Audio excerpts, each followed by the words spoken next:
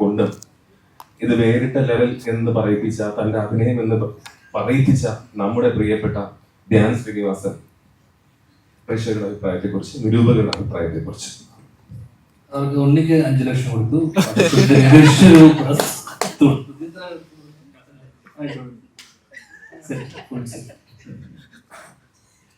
അല്ലേ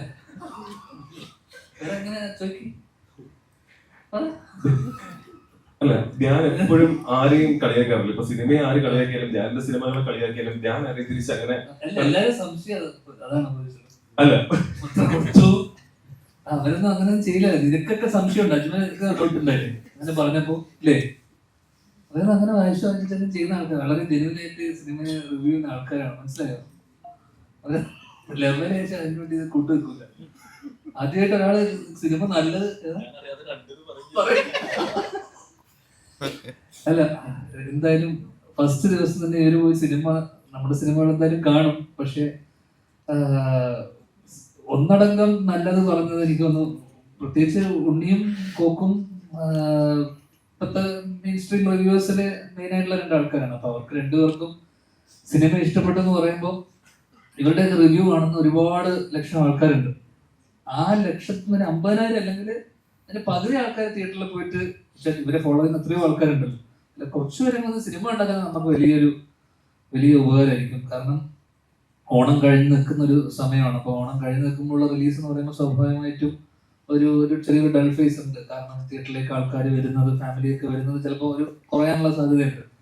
ഓണം കഴിഞ്ഞു, അപ്പം ഇനി കുറച്ച് അടുത്ത സീസണിലേക്ക് വേണ്ടി വെയിറ്റ് ചെയ്യും. അപ്പോൾ ഇത് നമ്മൾ ടാർഗറ്റ് ചെയ്യുന്ന ഒരു ഓഡിയൻസ് എന്ന് പറയുന്നില്ലെങ്കിൽ തീർച്ചയായിട്ടും ഫാമിലി വരണം. കാരണം ഇത് കുടുംബ പ്രേക്ഷകർ ഏറ്റെടുത്താൽ മാത്രമേ നമ്മൾ, കാരണം അങ്ങനെ ഒരു ടാർഗറ്റ് ഓഡിയൻസിന് വേണ്ടി തന്നെ മേക്ക് ചെയ്തിട്ടുള്ള ഒരു സിനിമയാണെന്ന് വിശ്വസിക്കുന്നു. ഒരു പരിധി വരെ അവർക്ക് കുറച്ചുകൂടെ കണക്ട് ആവാൻ സാധ്യത കൂടുതലാണ്. അപ്പം എനിക്ക് തോന്നുന്നു ലോകയൊക്കെ കണ്ടു നിൽക്കുന്ന പിള്ളേരെ സംബന്ധിച്ചിടത്തോളം ചിലപ്പോൾ എത്രത്തോളം, ഞാൻ ലുക്കിനോട് കഴിഞ്ഞ ദിവസം പറഞ്ഞു, എത്രത്തോളം അവർക്ക് വലിയ മാസീവ് സിനിമകൾ, അത്തരം സിനിമകൾ മാത്രം ഉണ്ടായ പോലല്ലോ. അപ്പം കുഞ്ഞു സിനിമകൾ വേണം, ഇത്തരം ഹ്യൂമൻ ഇമോഷൻസും അല്ലെങ്കിൽ ഇത്തരം ചെറിയ അല്ലെങ്കിൽ നാട്ടുപുറം അല്ലെങ്കിൽ നാടൻ സിനിമകളൊക്കെ വേണം. അപ്പം ഇൻഡസ്ട്രിയെ എന്നാലും മാത്രമേ ഇങ്ങനെ ഒരു ഇൻഡസ്ട്രി നമ്മുടെ ഇൻഡസ്ട്രിക്ക് നിലനിന്ന് പോകുള്ളൂ. അപ്പൊ ഫസ്റ്റ് ഡേ തന്നെ ക്രിട്ടിക്കലി ഇതിനെ വലിയ രീതിയിലുള്ള ഒരു അക്ലമേഷൻ അല്ലെങ്കിൽ വലിയ രീതിയിലുള്ള ഒരു ഓപ്പണിംഗ് കിട്ടി. പക്ഷെ ഇനി ഓർഗാനിക് ആയിട്ട് വരേണ്ട ഓഡിയൻസ് ഉണ്ട്, അല്ലെങ്കിൽ ഓർഗാനിക് ആയിട്ട് നെക്സ്റ്റ് വീക്ക് തൊട്ട് നമ്മൾ പ്രതീക്ഷിക്കുന്ന ഫാമിലിയൊക്കെ വന്ന് ഈ ഒരു ചെറിയ സിനിമയെ സപ്പോർട്ട് ചെയ്യും എന്നുള്ളതാണ്. അപ്പം എല്ലാവരും സപ്പോർട്ട് ഉണ്ടാവുമെന്ന് പ്രതീക്ഷിച്ചുകൊണ്ട് എന്തായാലും ആ സൈഡ് നമ്മൾ സേഫ് ആയിട്ടുണ്ട്. അല്ലെങ്കിൽ എപ്പോഴും വരുന്ന ചോദ്യമാണ്, അശ്വതിന് ഇഷ്ടമായില്ലോ, മറ്റേ ഇവർക്ക് ഇഷ്ടമായില്ല. ഇപ്പൊ ഇവർക്ക് 2 ഇഷ്ടമായി. അവർ രണ്ടുപേരും നല്ല റിവ്യൂ അവർക്ക് ഇഷ്ടപ്പെട്ടത്, അല്ലെങ്കിൽ അവര് എല്ലാ കാലവും അവരൊക്കെ തന്നെ നല്ല സിനിമ അവർക്ക് ഇഷ്ടപ്പെടുന്നത്. ഇതൊക്കെ അവരെ കുട്ടിയൊക്കെ എപ്പോഴും പറയുന്നതാണല്ലോ, ഇതൊക്കെ അവരുടെ പേഴ്സണൽ ആയിട്ടുള്ള അഭിപ്രായങ്ങളാണ്. അശ്വതിന്റെ ആയിക്കോട്ടെ, അവരുടെ വളരെ പേഴ്സണൽ ആയിട്ടുള്ള അഭിപ്രായങ്ങളാണ്. ബാക്കി സിനിമ കാണണോ വേണ്ടയോ എന്നൊക്കെ തീരുമാനിക്കും. സിനിമ വളരെ സബ്ജക്റ്റീവ് ആയിട്ടുള്ള ഒരു കാര്യമാണ്. അപ്പോൾ ഓരോ ആൾക്കാർ ഇഷ്ടം, എന്റെ ഇഷ്ടമായിരിക്കില്ല എന്റെ ഇഷ്ടം, അല്ലെങ്കിൽ അത് ചിലപ്പോൾ ഇവർക്ക് ഇഷ്ടപ്പെട്ടതുകൊണ്ട് നിങ്ങൾക്ക് ഇഷ്ടപ്പെടണം എന്നില്ല. എന്തായാലും ഇവരെയൊക്കെ ഫോളോ ചെയ്യുന്ന ആൾക്കാരുണ്ട്, സ്ട്രിക്ട്ലി ഫോളോ ചെയ്യുന്ന ആൾക്കാരുണ്ടെങ്കിൽ ഇവരെ ആ കൂട്ടത്തിലുള്ള ആൾക്കാരെങ്കിലും പോയിട്ട് സിനിമ കാണണം. എന്തായാലും നെക്സ്റ്റ് വീക്ക് തൊട്ടിട്ട് കുറച്ചുകൂടെ ആൾക്കാർ തിയേറ്ററിലേക്ക് വരുമെന്ന് പ്രതീക്ഷിക്കും. ഇതിൽ പലപ്പോഴും ധ്യാൻ ശ്രീനിവാസൻ എന്ന് പറയുന്ന നടനോട് അഭിമുഖങ്ങളില് അവതാരകർ ഈസി ആയിട്ട് ചോദിക്കാം, ഈ പടത്തിന്റെ സ്ക്രിപ്റ്റ് വായിച്ചില്ലേ? ഞാൻ വളരെ രസകരമായി തന്നെ പറയാറുണ്ട്, സ്ക്രിപ്റ്റ് വായിച്ചില്ലെന്ന് രസകരമായ രീതിയിൽ മറുപടി കൊടുക്കാറുണ്ട്. ഇതിൽ ചെയ്തിരിക്കുന്ന നെഗറ്റീവ് ഷെയ്ഡ്, ഇതില് എല്ലാത്തരം ആൾക്കാരും, കേരളത്തിലെ എല്ലാ സെന്റേഴ്സിൽ നിന്നുള്ള ആൾക്കാരും കൃത്യമായി ഒരു കാര്യം എന്ന് പറയുന്നത്, ഇതിന്റെ സ്ക്രിപ്റ്റ് സെലക്ഷൻ ഒപ്പം ധ്യാൻ ചെയ്തിരിക്കുന്ന റോള് ഏറ്റവും ഡീസന്റ് ആയിട്ട് ചെയ്തിരിക്കുന്ന, ഏറ്റവും ഗംഭീര അഭിപ്രായം ആണ് എല്ലാ സ്ഥലത്തു നിന്നും വന്നിരിക്കുന്നത്. അപ്പൊ ധ്യാൻ ആക്ച്വലി ഇതിന്റെ സ്ക്രിപ്റ്റ് ഫുള്ളായിട്ട് വായിച്ചിരുന്ന എന്താണ് മുഹാസന്റെ ഈ പടം വള ചെയ്യാനുള്ള പ്രചോദനം? എനിക്ക് ഇപ്പോഴും എന്റെ കഥ ഫുള്ളായിട്ട് എനിക്ക് മനസ്സിലായി വരുന്നുള്ളൂ. എന്റെ അടുത്ത് വന്നിട്ട് ഇതിന്റെ ഒരു കഥ ഐഡിയ മാത്രമേ ഞാൻ പറഞ്ഞിട്ടുള്ളൂ. അപ്പൊ എനിക്ക് ഇതുവരെ ഇപ്പൊ ഇവരിങ്ങനെ ഒരു കാര്യം എന്റെ അടുത്ത്, നമ്മുടെ അടുത്തേക്കൊക്കെ ഇതുപോലത്തെ സാധനമൊക്കെ വരുന്നത് തന്നെ വളരെ വിരളമാണ്. അപ്പം ഇങ്ങനൊരു സാധനം നമ്മളത് വെച്ച് ആലോചിക്കുമ്പോൾ തന്നെ നമുക്കൊരു കൗതുകം തോന്നും. ലുക്കുവിന്റെ ഓപ്പോസിറ്റ് ഇങ്ങനെ ഒരു സാധനം. അപ്പോ ലുക്കുവിനെ നമ്മുടെ സുഹൃത്തുക്കളൊക്കെ വഴി ഇവനെ എനിക്ക് കഥകളിലൂടെയൊക്കെ അറിയാം. അപ്പൊ ഇവന്റെ കൂടെ ഒരു സിനിമ ചെയ്യാം എന്നൊക്കെയുള്ളതാണ് എൻ്റെ ഒരു കൗതുകം. അപ്പൊ ഈ കഥ കേട്ടപ്പോൾ തന്നെ ഞാൻ ഹർഷദൊക്കെ എഴുതുന്നു. മോസ്റ്റ്ലി കഠിനത്തിനെ കുറിച്ചൊക്കെ നമ്മൾ കഠിനം ഞാൻ കണ്ടിട്ടില്ല, പക്ഷെ ബേസിനിൽ വഴിയൊക്കെ നമുക്ക് അറിയാം. അപ്പം ഒരുപാട് സ്നേഹം, സിനിമയോട് വളരെ പാഷനേറ്റ് ആയിട്ടുള്ള അല്ലെങ്കിൽ സിനിമയോട് വളരെ സ്നേഹമുള്ള ആൾക്കാരോട് സിനിമ ചെയ്യുമ്പോൾ നമുക്കൊരു സന്തോഷമാണ്. അപ്പൊ എനിക്ക് ഫസ്റ്റ് ടൈം ലുക്കുവിന്റെ ഐഡിയ പറയുമ്പോഴും അല്ലെങ്കിൽ ഈ സിനിമയെ കുറിച്ച് സംസാരിക്കുമ്പോഴും അവൻ ഇതിനോടുള്ള അല്ലെങ്കിൽ അവന്റെ ഒരു അപ്രോച്ച് എനിക്ക് വളരെ ക്ലിയർ ആയിരുന്നു. അപ്പൊ അങ്ങനെയുള്ള സംവിധായകരോട് നമ്മൾ വർക്ക് ചെയ്യുമ്പോൾ നമുക്ക് പ്രത്യേകിച്ച് ഒന്നും അറിഞ്ഞില്ലെങ്കിലും കുഴപ്പമില്ല. അവര് നമ്മൾ തക്ക സമയത്ത് നമ്മളെ കൃത്യമായിട്ട് നമ്മൾ ഒന്ന് എന്താ പറയണ്ട ഓഫ് ആയാലും അല്ലെങ്കിൽ നമ്മൾ വേറെ കാര്യങ്ങൾ ആലോചിച്ചിരിക്കുകയാണെങ്കിൽ അവർ കൃത്യമായിട്ട് നമ്മളെ വന്ന് പറഞ്ഞു തരികയും ഇതിങ്ങനെയാണ് അല്ലെങ്കിൽ ഇത് വന്ന് ഇതാകുന്നുണ്ട് അല്ലെങ്കിൽ അപ്പൊ അത് കംപ്ലീറ്റ്ലി മോസിത മാത്രം ക്രെഡിറ്റിൽ പോകുന്നതാണ് ഈ പറയുന്ന. കാരണം കഥ ഐഡിയ ഒഴിച്ചു കഴിഞ്ഞാൽ ബാക്കി ഒരു സ്ക്രീൻ പ്ലേ ആയിട്ടൊന്നും എനിക്ക് ഇതിനെക്കുറിച്ച് വലിയ ഐഡിയ ഉണ്ടായിരുന്നു. പക്ഷെ അത് കൃത്യമായിട്ട് ഓരോ ഘട്ടമായിട്ട് എനിക്ക് ഓരോ ദിവസത്തെ കാര്യങ്ങൾ എന്താണ്, സീൻ എന്താണെന്നുള്ളതിന് കമ്മ്യൂണിക്കേഷൻ വളരെയധികം സ്ട്രോങ് ആയതുകൊണ്ട് തന്നെ അങ്ങനെ വലിയ ബുദ്ധിമുട്ടും തോന്നിയില്ല. എന്ന് വെച്ചാൽ ഭയങ്കര എളുപ്പമായിരുന്നില്ല. കാരണം ആദ്യം ചെയ്യുമ്പോൾ നമുക്കറിയില്ല, നമുക്കൊരു ജഡ്ജ്മെന്റ് ഉണ്ടാവില്ല ഇത്തരം. പക്ഷെ പുള്ളി വളരെ കോൺഫിഡന്റ് ആയിട്ട് സെക്കൻഡ് തൊട്ടിട്ട് എന്നോട് പറഞ്ഞു ഇത് ഓക്കെയാണ്, പരിപാടി ഓക്കെയാണ്, നന്നായി വരുന്നുണ്ടെന്ന് തോന്നുന്നു. ആ ഒരു വിശ്വാസം ഇപ്പൊ തിയേറ്ററിൽ വരുമ്പോഴും ആൾക്കാർ നല്ലത് പറയുമ്പോൾ ഒരുപാട് സന്തോഷം. നേരത്തെ സംവിധായകൻ സൂചിപ്പിച്ചതുപോലെ തന്നെ മമ്മൂസിൻ പറഞ്ഞിരുന്നു നേരത്തെ തന്നെ, കാരണം ഞാൻ ഇതുവരെ കാണാത്തതിൽ ഞാൻ ഫുൾ സംതൃപ്തി നൽകുന്ന രീതിയിലുള്ള ഒരു കഥാപാത്രമായിരിക്കും ഞാൻ ചെയ്യുന്നുള്ളത്. ഇനി അടുത്ത ആളുടെ കാര്യം പറഞ്ഞാല് മറ്റൊരു നായകൻ ലുക്മാൻ അവറാൻ തൊട്ടതെല്ലാം പൊന്നാക്കുന്ന നായകനാണ്. ഇതിലെ ലുക്മാൻ ഇതിലെ ഓരോ എനിക്ക് ഏറ്റവും കൂടുതൽ കഥാപാത്രങ്ങളുമായിട്ട് സീൻസ് ഉള്ളത് ലുക്മാൻ ആണ് ഈ ചിത്രത്തിൽ. പക്ഷെ ഓരോ കഥാപാത്രങ്ങളുടെ സീൻ ചെയ്യുമ്പോഴും ആ ഒരു വ്യാപ്തി കൂടി പോകുന്ന രീതിയിലാണ് ഇതിലെ കഥാപാത്രം പ്ലേസ് ചെയ്തിരിക്കുന്നത്. എന്താണ് പ്രേക്ഷക അഭിപ്രായത്തെ കുറിച്ച് പറയാനുള്ളത് ഈ കഥാപാത്രത്തെ കുറിച്ച്?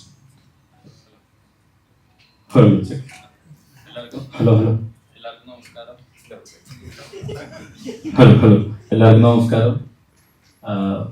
പിന്നെ ഈ പറഞ്ഞ പോലെ ഭയങ്കര സന്തോഷമുണ്ട്. നമ്മള് ഇപ്പൊ നേരത്തെ റിവ്യൂസും ഇതൊക്കെ നല്ല പോസിറ്റീവ് റിവ്യൂ വന്നാൽ പോലും അത് എന്തുകൊണ്ടും ഭയങ്കര സന്തോഷം തരുന്ന കാര്യം തന്നെയാണ്. പക്ഷെ നമ്മളെപ്പോഴും ഭയങ്കര ഹാപ്പി ആക്കുന്നത് പ്രേക്ഷകരുടെ റിവ്യൂ, സാധാരണക്കാരും എല്ലാവരും തിയേറ്ററിൽ പോയി പടം കണ്ട് അവര് അഭിപ്രായം പറയുമ്പോൾ തന്നെയാണ്. അപ്പൊ അതിന് എന്തായാലും ഇങ്ങനത്തെ റിവ്യൂകളൊക്കെ നമുക്ക് ഒരു ധൈര്യം തരുന്നുണ്ട്. ആളുകൾ തിയേറ്ററിൽ വരുന്നു. രഞ്ജന പറഞ്ഞ പോലെ എല്ലാവരും കാണാത്തവര് മാക്സിമം തിയേറ്ററിൽ എത്തുക. അത് ഫാമിലി ആയിട്ടിരുന്ന് കാണാൻ പറ്റുന്ന, ഫാമിലിക്ക് എന്തുകൊണ്ട് ഇഷ്ടപ്പെടുന്ന ഒരു സിനിമ തന്നെയാണ് എന്നുള്ളൊരു കോൺഫിഡൻസ് ഞങ്ങൾക്കുണ്ട്. പിന്നെന്താ ഇതിനകത്ത് ക്രിക്കറ്റ് ചെയ്യാനുള്ളത് ഇതിൽ വിജയരാഘവൻ സാറും ശാന്തികൃഷ്ണമേയുമായിട്ടുള്ള കോമ്പിനേഷൻസ് അത് പറയുന്നുണ്ട്. അല്ല അതൊക്കെ ഇപ്പൊ ഈ പറഞ്ഞ പോലെ അതൊക്കെ മുഹാഷിന്റെ ക്രെഡിറ്റിൽ പോണ തന്നെയാണ്. അത് നമുക്കൊരു ഐഡിയ ഉണ്ടാവും, ഒരു പരിപാടിയൊക്കെ പറഞ്ഞിട്ടുണ്ടാവും, നമ്മളൊരു പ്ലാനൊക്കെ മനസ്സിലുണ്ടാവും. പക്ഷെ മുഹാഷിന് മറ്റൊരു പ്ലാൻ ഉണ്ടാവും.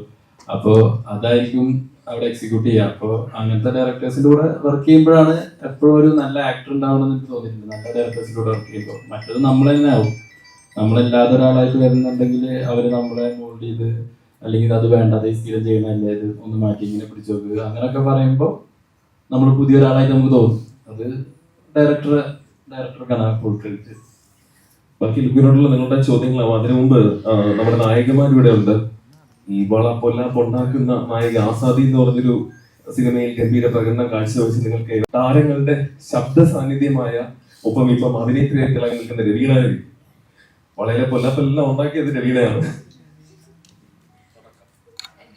എല്ലാവർക്കും നമസ്കാരം. തിയേറ്റേഴ്സിൽ ഇപ്പം നല്ല റിവ്യൂസ് ഉണ്ട്, നല്ല റെസ്പോൺസ് ഉണ്ട്. അപ്പോൾ നിങ്ങളെല്ലാവരും കുറച്ചും കൂടി വൈഡർ ഓഡിയൻസിലേക്ക് റീച്ച് ചെയ്യാം. It's A family entertainer. എല്ലാവരും സപ്പോർട്ട് ചെയ്യുക. അല്ല, വളരെ ശാന്തമായി സംസാരിച്ചിട്ട് പോയി. കാരണം ഇത്രയും ഇതിനകത്ത് സിനിമ കാണുമ്പോൾ അറിയാം രവീണ എന്തൊക്കെയാണ് ചെയ്തു വെച്ചിരിക്കുന്നത് എന്നുള്ളത്. അതുകൊണ്ട് നമ്മള് കഥാപാത്രത്തിനെ കുറിച്ചൊന്നും അല്ല, പ്രത്യേകിച്ച് പേരിനെ പറ്റി പറയും. ധ്യാൻ ശ്രീനിവാസനെ കുറിച്ച് എന്താണ് പറയാനുള്ളത് എന്നുള്ളത്, അദ്ദേഹത്തിന്റെ അഭിനയത്തിനെ കുറിച്ച് പറയും. ഞാൻ ഓൾറെഡി വർക്ക് ചെയ്തിട്ടുണ്ട്. പ്രത്യേകിച്ച് ബ്രില്യന്റ് ആക്ടർ. പക്ഷെ ഭയങ്കര ലേസിയാണ്. ചെറിയ രീതിയിലൊക്കെ ഭയങ്കര നാച്ചുറൽ ആക്ടർ. എനിക്കത് ഭയങ്കര ഒബ്സർവ് ചെയ്തിട്ടുള്ള സംഭവം. പക്ഷെ വളരെ ലേസി. അടുത്ത എന്താ സീൻ എടുക്കാൻ പോകുന്ന പോലെ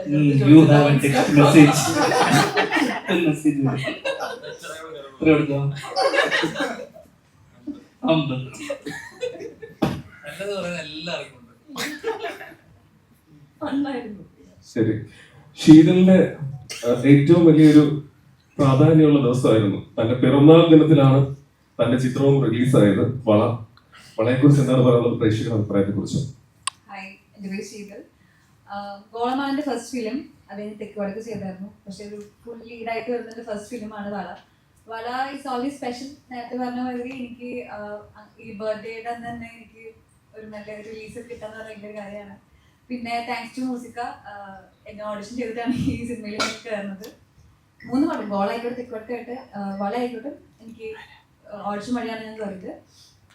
അപ്പൊ ഈ ഒരു മൂവി ഇനി ഞാൻ ലുക്ക് ഫോർവേഡ് ചെയ്യുന്നൊരു പടമായിരിക്കും ഡെഫിനറ്റ്ലി. ഇതിലെ ക്യാരക്ടറിന്റെ പേര് വിശാലാക്ഷി എന്നാണ്. ഒരു പാവമായ ഭാര്യയാണ് ഞാൻ. വലിയ അലമ്പൊന്നും ഇല്ലാത്ത ഒരു പാവം കുട്ടി. രവിനെ പോലെയല്ല. എന്തായാലും നിങ്ങൾ പോയി തിയേറ്ററിൽ കാണാൻ സപ്പോർട്ട് ചെയ്യുക. നിങ്ങൾ സപ്പോർട്ട് ഉണ്ടെങ്കിൽ ഈ പടം ഇനിയും കൊടുക്കും. So that's. വാശിയും വൈരാഗ്യവും അഹന്തയും ഒന്നുമില്ലാത്ത വളരെ പാവപ്പെട്ട സൗമ്യമായ ഒരു കഥാപാത്രമാണ് ഷീതൽ അതിനകത്ത് അഭിനയിച്ചിരിക്കുന്നത്. അല്ല, നേരത്തെ ധ്യാനെ കുറിച്ച് ചോദിച്ചു. അപ്പൊ പേരൻസുള്ള ലുക്മാനെ കുറിച്ച് ഒന്നും പറഞ്ഞില്ല. നീ ഇവിടെ ചോദിച്ചില്ല എന്നുള്ളൊരു പരാതി കണ്ട. ലുക്മാനെ കുറിച്ച് പറയില്ലേ, എങ്ങനെ ഉണ്ടായിരുന്നു അദ്ദേഹത്തിനുള്ള ഒരു അഭിനയം? ഭയങ്കര ഫ്രണ്ട്ലി ആയിരുന്നു. എനിക്ക് എന്താ പറയാ, ഞാൻ ആദ്യമായിട്ട് എനിക്ക് പറഞ്ഞ ലീഡ് ആകുമ്പോൾ സ്പെഷ്യലി എന്റെ ഫസ്റ്റ് ഹീറോ ആണ് Luqman. So for me that's really special. And പിന്നെ നമുക്ക് ഓപ്പോസിറ്റ് അഭിനയിക്കുന്ന സമയത്ത് അവിടെ നിന്ന് ഒരു കോൺട്രിബ്യൂഷൻ ഇപ്പം ഏതോ സ്ക്രീനിൽ ഇല്ലെങ്കിലും നമുക്ക് ഓപ്പോസിറ്റ് നിന്നിട്ട് അത് പ്ലേ ചെയ്യുമ്പോൾ കുറച്ചുകൂടി എഫക്റ്റീവ് ആയിരിക്കും. അങ്ങനെ വെച്ച് നോക്കുമ്പോൾ ഭയങ്കര സപ്പോർട്ടീവ് ആയിരുന്നു. ചില സീനിൽ ഞാൻ കുറെ ടേക്ക് പോയിട്ടുണ്ടായിരുന്നു. കുറെ സീനല്ല, ഒരു സീനിൽ. അപ്പം ക്ഷമയോട് കൂടി എന്നെ സപ്പോർട്ട് ചെയ്തുള്ള ഒരു ആക്ടറാണ്. സോ ദാറ്റ് എനിക്ക് I am always thankful. Thank you. നമ്മള് മലയാളിക്ക് അഭിമാനിക്കാവുന്ന ഒരു വ്യക്തിത്വം, അദ്ദേഹത്തിന്റെ പേര് കേട്ട് സന്തോഷിക്കാറുണ്ട്. ഗോവിന്ദ് വസന്ത ഇതിൽ അഭിനയിച്ചിട്ടുണ്ട്, ഇതിൽ സംഗീത സംവിധാനം നിർവഹിച്ചിട്ടുണ്ട്. എല്ലായിടത്തു നിന്നും കയ്യടി കിട്ടിക്കൊണ്ടിരിക്കുന്ന ഒരു വ്യക്തിത്വമാണ് പ്രിയപ്പെട്ട നമ്മുടെ ഗോവിന്ദ് വസന്ത.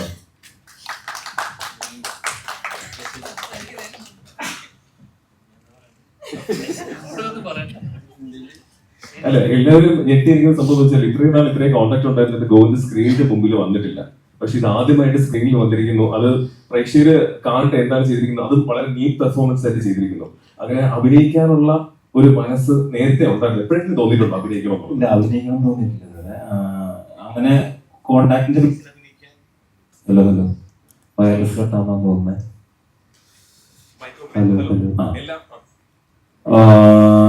അങ്ങനെ ഒരു കോണ്ടാക്ട് ബേസിൽ അഭിനയിച്ചതല്ല.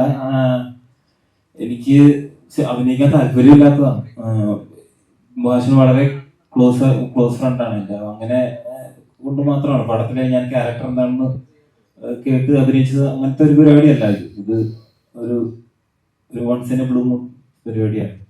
പിന്നെ പടത്തിന്റെ മ്യൂസിക് വളരെ മുമ്പ് തൊട്ടേ എനിക്ക് ഇതിന്റെ ട്രീറ്റ്മെന്റ് പരിപാടികളൊക്കെ അറിയാമായിരുന്നു. ഞാനും മോശം ഒരുപാട് ഡിസ്കസ് ചെയ്യാറുണ്ട്. അപ്പൊ നമ്മൾ തിയേറ്റർ ഫിലിമായിട്ട് തന്നെയാണ് ഇതിനെ തുടങ്ങുന്നതിൽ ഡിസൈൻ ചെയ്തിരിക്കുന്നത്. കഠിനത്തിൽ നിന്നും എൻറ്റയർലി ഓപ്പോസിറ്റ് ആയിട്ടുള്ള ഒരു മൂവി ലാംഗ്വേജ് ആണ് ഇതിനകത്ത് പിടിച്ചിരിക്കുന്നത്. അപ്പോൾ കഠിനത്തിന്റെ ഫോളോ അപ്പ് എന്നുള്ള രീതിയിൽ ഇതിനെ കാണാൻ പറ്റില്ല. ഡയറക്ടർ സൈഡായാലും മ്യൂസിക് സൈഡായാലും ഒക്കെ വേറെയാണ്. പുതിയ പരിപാടികൾ കുറച്ച് ചെയ്യാൻ ശ്രമിച്ചിട്ടുണ്ട്. ചെറിയ ഒരു സബ്ജക്റ്റ് ആണ്. പക്ഷെ അതിന്റെ മ്യൂസിക്കലിയും അതിന്റെ ഉള്ളിലുള്ള ഒരു വേൾഡ് ഉണ്ടാക്കാൻ വേണ്ടി കുറച്ച് നമ്മൾ ഓവർ ദ ടോപ്പ് പരിപാടികൾ ട്രൈ ചെയ്തിട്ടുണ്ട്. തിയേറ്ററിന് വേണ്ടി തന്നെ ഡിസൈൻ ചെയ്തതാണ്. അത് തിയേറ്ററിൽ കാണുമ്പോഴാണ് കുറെ കൂടി എഫക്റ്റീവ് ആവുക. പിന്നെ വേറെ സംബന്ധിച്ച് ഇതിനകത്ത് എനിക്ക് ഒരുപാട് സിംഗേഴ്സിന്റെ കൂടെ വർക്ക് ചെയ്യാൻ പറ്റിയത്. എനിക്ക് തോന്നുന്നത് എന്റെ കരിയറിൽ ഏറ്റവും കൂടുതൽ സിംഗേഴ്സ് ഒരു സിനിമയിൽ പാടിയിരിക്കുന്ന ഈ സിനിമയ്ക്കകത്താണ്. ഇതിനകത്ത് 10ഓളം പാട്ടുകളുണ്ട്. ശങ്കർ മാധവൻ, ചിത്ര ചേച്ചി, അങ്ങനെ ജാസ് ചേട്ടൻ, അങ്ങനെ ഒരുപാട് പേര് പാടിയിട്ടുണ്ട് അതിനകത്ത്.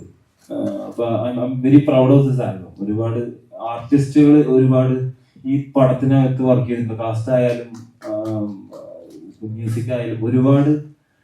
സിനിമ എന്താണെന്നുള്ളതിന്റെ ഒരു ഉത്തമ ഉദാഹരണമായിട്ട് ഇതിനകത്ത് എനിക്ക് വർക്ക് ചെയ്യാൻ പറ്റും. ഒരുപാട് ആളുകളുടെ കോൺട്രിബ്യൂഷൻസ് കൂടിയാണ് ഈ പടം വന്നിരിക്കുന്നത്. അതിൽ ഒരുപാട് ആളുകളുടെ സാക്രിഫൈസ് എന്ന് വെച്ചാൽ അവര് ഒരുപാട് പേര് കുറെ സീനുകൾ കട്ടായി പോയിട്ടുണ്ട്. ഒരുപാട് പേര് എഴുതിയ ലിറിക്സ് കട്ടായി പോയിട്ടുണ്ട്.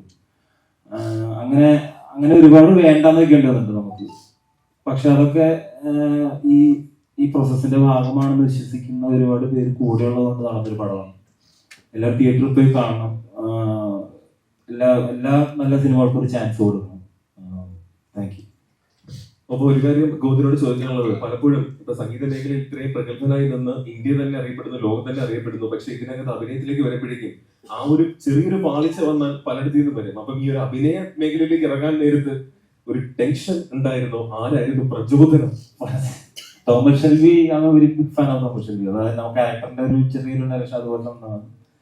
പക്ഷെ എനിക്ക് ടെൻഷനൊന്നുമില്ല. ഇതെന്റെ ജോലിയല്ല, എന്നെ ജോലി ബാധിക്കാനേ പോകുന്നില്ല. അപ്പൊ എനിക്ക് അങ്ങനെ ഒരു ടെൻഷൻ ഒന്നും ഉണ്ടായിരുന്നില്ല. പിന്നെ എല്ലാവരും അറിയുന്ന ആൾക്കാരാണ്, പിന്നെ ഒരു പെർഫോമൻസ് ആൻസൈറ്റി ഉണ്ടാവുമല്ലോ, അതുണ്ടായിരുന്നു. വേറെ പിന്നെ ഞാൻ ചേട്ടൻ ഓപ്പോസിറ്റ് ആയിരുന്നു. ചിരിക്കാതിരിക്കാൻ മാത്രമല്ല ഞാൻ ചെയ്യേണ്ട ഒരു പരിപാടി, അത് ഞാൻ ചെയ്തു. Thank you. ആധികാരികമായിട്ടുള്ള വളയെ കുറിച്ചുള്ള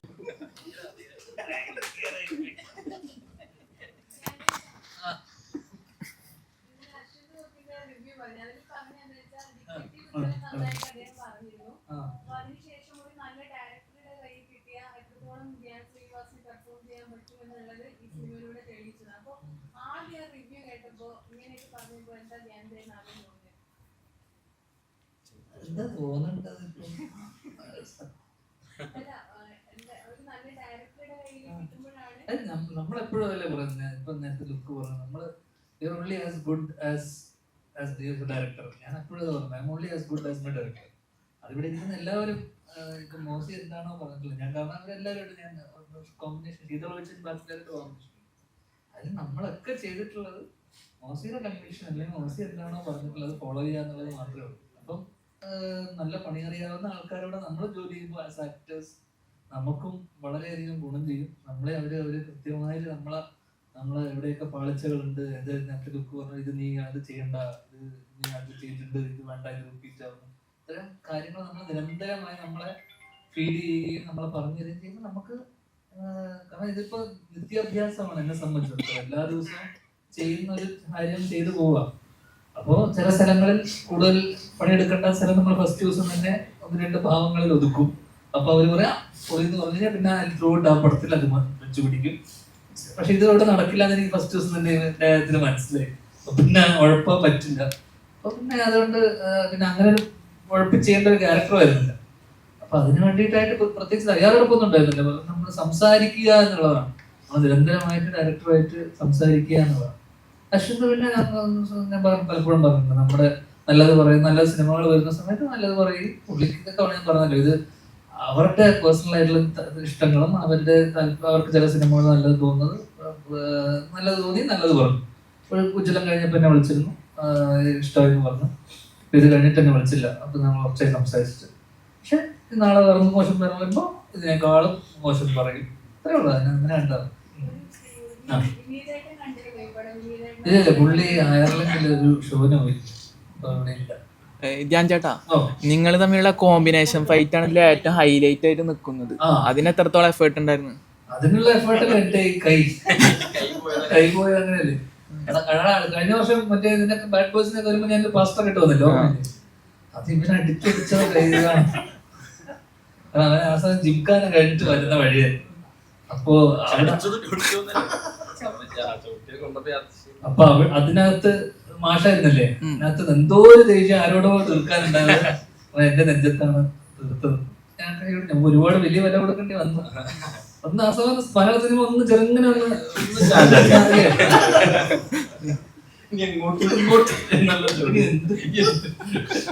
ശരിക്കും കരാട്ട പഠിച്ചിട്ടുണ്ടായിരുന്ന?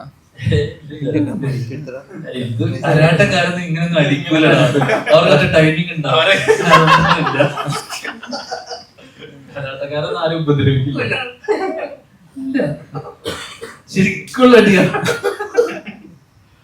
പിന്നെ ഈ അടിന്നൊക്കെ പറഞ്ഞാൽ കൊടുക്കലും വാങ്ങലും ഉണ്ടല്ലോ, വാങ്ങുമ്പോ ഒരു ടൈമിങ് വേണല്ലോ. എല്ലാം വേണം. ഷോട്ടില് പോലും ഇല്ല. ഷോട്ടില് എന്തായാലും ഉത്തരം കിട്ടിയല്ലോ. ഉത്തരം കിട്ടി. അതിന് മലയാളികൾ ആദ്യമായിട്ടാണ് ധ്യാൻ ചേട്ടന്റെ ഒരു വില്ലനിസം കാണുന്നത്.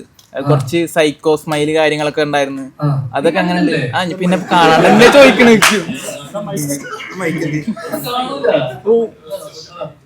അല്ല, അതാണ് ചോദ്യം തന്നെയായിരുന്നു. അതായത് സൈക്കോ സ്മൈൽ ഉണ്ടായിരുന്നു, അതിന് എക്സ്ട്രാ കയ്യടി ഉണ്ടായിരുന്നു. ആ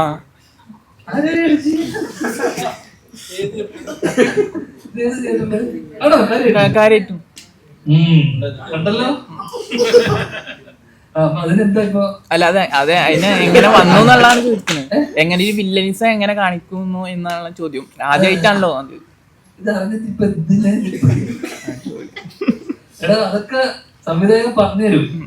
അപ്പൊ നമ്മൾ അത് ആ സമയത്ത് ചിരിക്കാൻ പറയും, ഇങ്ങനെ ചിരിച്ചു നോക്കാൻ പറയും, അല്ല അങ്ങനെ ചിരിച്ചു നോക്കാൻ പറയും. അപ്പൊ പുള്ളിയൊക്കെ നമ്മളെ പറഞ്ഞു തരുമ്പോ നമ്മളത് അങ്ങനെ വരും. പിന്നെ നമ്മൾ ഇതൊക്കെ ദൈവം നമ്മളെ ബേസിൽ പറഞ്ഞ പോലെ മാറി നിൽക്കും, പ്രാർത്ഥിക്കും, ദൈവമേ ശരിയാവണേ കഴിഞ്ഞിട്ടണേ എന്ന് പ്രാർത്ഥന. ആൻസറൊക്കെ പറയുന്ന പോലെ നമ്മളങ്ങനെ എടുക്കുക, യൂണിവേഴ്സ് തരും. അല്ല കേട്ടിരുന്നതാണ്. അതില് ചില സിനിമകളില് ധ്യാൻ ചേട്ടൻ എക്സ്ട്രാ എഫേർട്ട് ഇടാറുണ്ടെന്ന് പറയാറുണ്ട്. ഇപ്പൊ ചില അതേപോലെ തന്നെ വർഷങ്ങൾക്ക് ശേഷത്തില് അങ്ങനെ ചില പടങ്ങളിൽ. അപ്പൊ ഇതിലങ്ങനെ ഇട്ടിട്ടുണ്ട് അങ്ങനെ എക്സ്ട്രാ എഫേർട്ട്?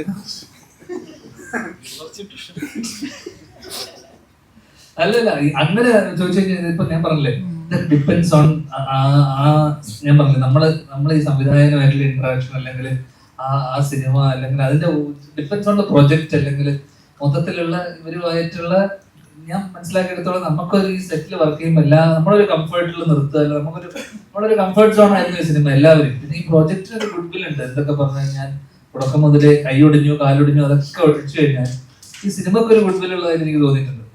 നമ്മള് ഭയങ്കര ഹാപ്പിലി ചെയ്ത സിനിമയാണ് എന്തൊക്കെ പറഞ്ഞു. അപ്പൊ അത് ഭയങ്കര ടെൻഷൻ അടിച്ചോ, നമ്മൾ ഭയങ്കര ഒരുപാട് പ്രശ്നങ്ങൾക്കിടയിൽ ചെയ്ത സിനിമയാണ്. ആ ഭയങ്കര സന്തോഷിച്ചിട്ട് വർഷങ്ങൾക്ക് ശേഷം ആയിക്കോട്ടെ, അല്ലെങ്കിൽ നമ്മള് നല്ല സിനിമകൾ വരുന്ന സമയത്ത് അതിനൊക്കെ അതിന്റെ പുറകിലുള്ള ഒരു കാര്യം എന്ന് വെച്ച് കഴിഞ്ഞാൽ ഭയങ്കര ഹാപ്പി ആയിട്ട് നമ്മൾ സിനിമ ചെയ്യുക, നമ്മൾ ആസ്വദിച്ച് സിനിമ ചെയ്യുക എന്നുള്ളത്. ചില സിനിമകൾ അങ്ങനെ ചെയ്യാനുള്ള ചുറ്റുപാടും സാഹചര്യം നമുക്ക് ഉണ്ടാവാറില്ല. അങ്ങനെ ചുറ്റുപാടും സാഹചര്യം ഈ സിനിമക്ക് ഉണ്ടായിരുന്നു. അതിൻ്റെതായിട്ടുള്ള ഗുണങ്ങൾ അങ്ങനെ ഒരു ഗുഡ് വിൽ ഈ സിനിമക്ക് ഉണ്ടായിരുന്നു. വേറെ രീതിയിൽ എങ്ങനെ ആലോചിച്ചാൽ ഈ പടം തുടങ്ങുമ്പോ വേഫെയർ ഫിലിംസ് എന്ന് പറഞ്ഞ ഡിസ്ട്രിബ്യൂഷൻ എഴുതി കാണിക്കുന്നു. അത് മാറ്റണം. ലോക കഴിഞ്ഞ ശേഷം പിടിച്ചില്ലല്ലോ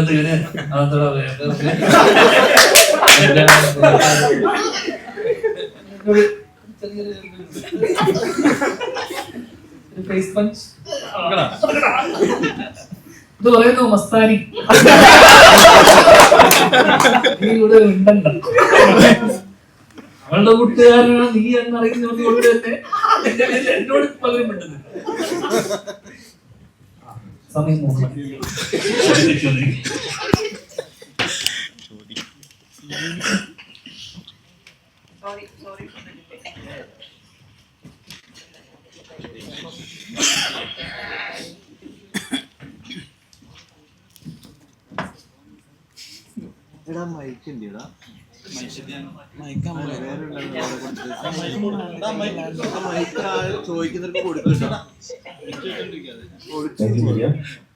നമ്മുടെ ചോദ്യോത്തര സെക്ഷൻസ് കണ്ടിന്യൂ ചെയ്യാം. പക്ഷെ അതിനു മുമ്പ് നമ്മുടെ പ്രിയപ്പെട്ട ശാന്തികൃഷ്ണ മേമും ഇപ്പം ഇവിടെ എത്തിച്ചേർന്നിട്ടുണ്ട്. മലയാള സിനിമയില് ആദ്യമായിട്ടാണ് ശാന്തികൃഷ്ണ മേമും വിജയരാഘവൻ സാറുമായിട്ട് പേരിംഗ് കപ്പിൾ ആയിട്ട് ഈ സിനിമയിൽ വർക്ക് ചെയ്യുന്നത്. മാമിന്റെ ഒരു ഗംഭീര പ്രകടനം തന്നെ ചിത്രത്തില് ഇപ്പം എല്ലാവരും ശ്രദ്ധയോടെ തന്നെ നിരവധി പ്രേക്ഷകരൊക്കെ പറയുന്നു. മാം ഈ ചിത്രത്തിലെ കഥാപാത്രത്തെ കുറിച്ച് പ്രേക്ഷകരുടെ അഭിപ്രായത്തെ കുറിച്ച് മാം രണ്ടു വാക്ക് സംസാരിക്കുന്നു. എല്ലാവർക്കും നമസ്കാരം. First and foremost sorry delay ആയതിന്. ഞാൻ ഒരു ഡ്രസ് കാണുന്ന ഒരു ഓണം പരിപാടി ഉണ്ടായിരുന്നു, ലേറ്റ് സെലിബ്രേഷൻസ് അടുത്ത വർഷത്തെ കുറച്ചുകൂടെ വരണ്ടി. അപ്പൊ അതിന് വേണ്ടി പോയിട്ട് ജസ്റ്റ് പോകുന്നതാണ്. സോറി. ഇപ്പൊ കേൾക്കാം, എന്നാലും കേൾക്കാമല്ലോ, മൈക്കില്ലെങ്കിലും കേൾക്കാൻ വോയിസ്. ഇതിപ്പോ ആ ഒരു ക്യാരക്ടറിനെ കുറിച്ച് പറയുകയാണെങ്കിൽ ഫസ്റ്റ് ടൈമാണ് ഞാനും കുട്ടേട്ടനും അഭിനയിക്കുന്നത് ഒന്നിച്ച്. പിന്നെ ഞാൻ നേരത്തെ പറഞ്ഞായിരുന്നു ഇതിൽ ആരുടെയും ഹീറോയിന്റെയോ അമ്മയൊന്നും അല്ല, അല്ലെങ്കിൽ സ്ഥിരം അങ്ങനെയാണ് സാധാരണ എന്നെ വിളിക്കാറ്. പക്ഷെ ഈ പടത്തില് വേറൊരു സെപ്പറേറ്റ് താത്താന്നൊക്കെ പറയും പാത്തു. അപ്പൊ ആ ക്യാരക്ടർ മോശം വിളിച്ചപ്പോഴേ ഞാൻ പറഞ്ഞു I will definitely do it എന്ന്. കാരണം എനിക്ക് അതിനൊരു കുറച്ച് സ്ക്രീൻ സ്പേസ് ആണെങ്കിൽ പോലും അതിന് വളരെ ഒരു ഇമ്പോർട്ടൻസ് ഉള്ള ഒരു ക്യാരക്ടറാണ്. സോ ഐ തിങ്ക് അതൊരു ഡിഫറെൻ്റ് ആണ്. ഇത്രയും വർഷം കുറേ സമയത്തിന് ശേഷം ഒരു പടം റിലീസ് ആവുന്നുണ്ട്. സോ അങ്ങനെ നോക്കുമ്പോൾ തീർച്ചയായിട്ടും ഇതൊരു ഡിഫറെൻറ്റ് ക്യാരക്ടറാണ്. എനിക്ക് വളരെ ഇഷ്ടപ്പെട്ട ഒരു ക്യാരക്ടറാണ്. നോട്ടബിൾ ആയിരുന്നു. That was my main intention. Of course ഞാൻ ഇന്നലെയാണ് പോയി പടം കണ്ടത്. ഐ ലൈക്ക്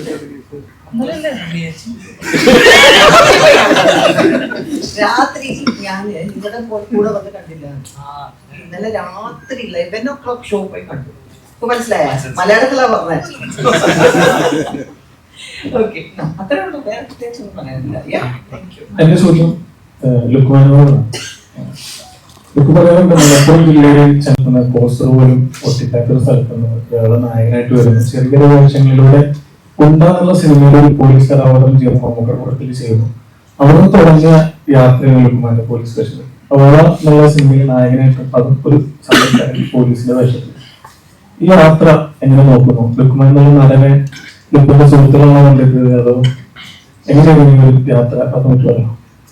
അല്ല, ശരിക്കും പോസ്റ്റർ ഒട്ടിക്കാത്ത ചങ്ങനാമത്തല്ല, ഉദിനപ്പറമ്പ് ചിലപ്പോ എന്റെ ശരിക്കും സ്ഥലം ഉദിനപ്പറമ്പ് എന്ന് പറഞ്ഞ ഗ്രാമമാണ്. അവിടെ അല്ല, ഇത് ഞാൻ എന്റെ ഫസ്റ്റ് ഓർഡർ ഉണ്ടായില്ല, പോലീസ് വേഷം ഉണ്ടായിരുന്നു. അപ്പൊ ഇത് യാത്ര എങ്ങനെയുണ്ടെന്ന് ചോദിച്ചാൽ അറിയില്ല, ഒരു ഭയങ്കര സന്തോഷമുണ്ട്. ഇങ്ങനെ നമ്മൾ അങ്ങനത്തെ സിനിമകൾക്ക് നമ്മളെ ചൂസ് ചെയ്യുന്നു, നല്ല സിനിമകൾ ഉണ്ടാവുന്നു, നല്ല സിനിമ ടീമിന്റെ കൂടെ വർക്ക് ചെയ്യാൻ പറ്റുന്നു എന്നുള്ളത് ഭയങ്കര സന്തോഷം. ഇങ്ങനെ പ്ലാൻ ചെയ്ത് ഓക്കെ ഇനി അങ്ങനെ വേണം ഇനി ഇങ്ങനെ വേണം എന്നുള്ളൊരു രീതി തന്നെയല്ല. ഇതൊരു ലെഗ് ഫാക്ടർ കൂടി ഉണ്ട്. ഭയങ്കര ഭാഗ്യമുള്ള ഒരാളാണെന്ന് വിചാരിക്കുന്ന ആളാണ് ഞാൻ. അങ്ങനെ തന്നെയാണ് വിചാരിക്കുന്നത്. ഭയങ്കര ഭാഗ്യമുള്ള ഒരു ആക്ടറാണ്. അതായത് അത്തരം സിനിമകൾ കിട്ടുന്നു, അത്തരം ക്യാരക്ടേഴ്സ് കിട്ടുന്നു, അതിങ്ങനെ വിജയമാവുന്നു എന്നുള്ളത് ഭയങ്കര സന്തോഷം. ടീക്കുവിന്റെ ഒരു പടത്തില് ലുക്മാൻ പോലെ ഒരു ക്യാരക്ടർ ഉണ്ടല്ലോ, പെണ്ണിങ്ങനെ മഷി കിട്ടാതെ അല്ലെ, അതിൽ നിന്ന് വളാന്നുള്ള സിനിമയിൽ ഇപ്പോ വേഫറാണ് ഡിസ്ട്രിബ്യൂഷൻ ചെയ്യുന്നത്. ദുൽഖർ സൽമാന്റെ കമ്പനി ഓൾറെഡി മറുവശത്തെ പടം പീക്കിൽ പോയിക്കൊണ്ടിരിക്കുകയാണ് ലോക എന്നുള്ള സിനിമ. അപ്പൊ അതിന്റെ ഒരു സന്തോഷം എങ്ങനെയാണ്? അത് തന്നെ, അത് ഈ ശരിക്കും ഈ തല്ലുമാലയും സുലേഖ മനസ്സിലൊക്കെ ഇറങ്ങിയപ്പോ DQ എനിക്ക് മെസ്സേജ് ചെയ്തിരുന്നു, ഇങ്ങനെ കൊള്ളാമായിട്ട് നല്ല അടിപൊളിയായിട്ടുണ്ടെന്ന് പറഞ്ഞപ്പോ ഞാൻ പറഞ്ഞിങ്ങനെ ഞാൻ കയ്യിലൊരു ചെറിയ ഷോട്ടിലുണ്ട് പുള്ളി അത് നീയായിരുന്നാ എനിക്ക്, എന്നിട്ട് ഇനി കാണുമ്പോൾ ശ്രദ്ധിക്കണം നോക്കണം എന്നൊക്കെ പറഞ്ഞിട്ട് അത്. എന്നിട്ടിപ്പോ DQ എടുക്കാന്ന് പറഞ്ഞത് അതൊരു ടീമാണല്ലോ, അവരൊരു ഡിസ്ട്രിബ്യൂഷൻ ടീമാണ്. ഇപ്പൊ DQ ഒന്നായിരിക്കില്ല അത് കണ്ട്, അത് അവര് പക്ഷെ സെലക്ട് ചെയ്ത് എനിക്ക് തോന്നുന്നു ഇപ്പൊ ലോകം കൂടി വന്നോടുകൂടിയിട്ട് അവര് കൂടുതൽ ആൾക്കാർ കൂടുതൽ വിശ്വാസം പ്രതീക്ഷ ഒക്കെ കൂടിയിട്ടുണ്ട് അവർക്ക്. അപ്പൊ അവര് അതിനുശേഷം നമ്മുടെ സിനിമ ചെയ്യുന്നു എന്നുള്ളത് വേറെ തന്നെ ജേണർ, വേറെ തന്നെ സ്റ്റൈൽ മൂവിയാണല്ലോ. അപ്പൊ അതവർ ചെയ്യാനെടുക്കുന്നു എന്നുള്ളത് അവരാണ് ശരിക്കും അപ്രീഷിയേറ്റ് ചെയ്യേണ്ടത്. അത് ഞങ്ങൾക്കും അത് ഭയങ്കര പോസിറ്റീവായി ശരിക്കും. അതുകൊണ്ട് ആദ്യം അവരോട് താങ്ക്സ്. ഡയറക്ഷനിലേക്ക് പോകും. ഇപ്പോ ബേസിലായിട്ട് ഇപ്പൊ പ്രൊഡക്ഷൻ ഹൗസ് ഒക്കെ തുടങ്ങിയിട്ടുണ്ട്. അപ്പം ബേസിലായിട്ടും പ്രൊഡ്യൂസ് ചെയ്തുകൊണ്ട് ജാൻചേട്ടൻ ഡയറക്ട് ചെയ്യുന്ന ഒരു പടം പ്രതീക്ഷിക്കാം. അവന് അത്ര പൈസ ഉണ്ടോ?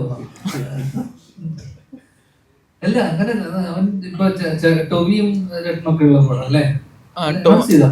പടമല്ല, പ്രൊഡക്ഷൻ ഹൗസ്. അതന്നെ ടൊവിനോ ബേസില് വിനീത്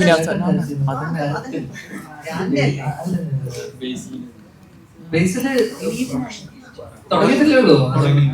അല്ല മറ്റേ പറഞ്ഞില്ലേ അനന്തു, ഡോക്ടർ അനന്തു ആയിട്ട് അനൗൺസ് ചെയ്തത്.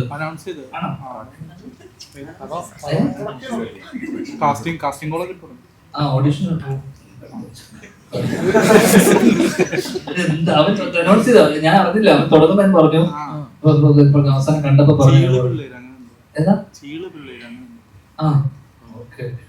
അവന്റെ പ്രൊഡക്ഷൻ ഡയറക്ഷൻ വരുമെന്ന്.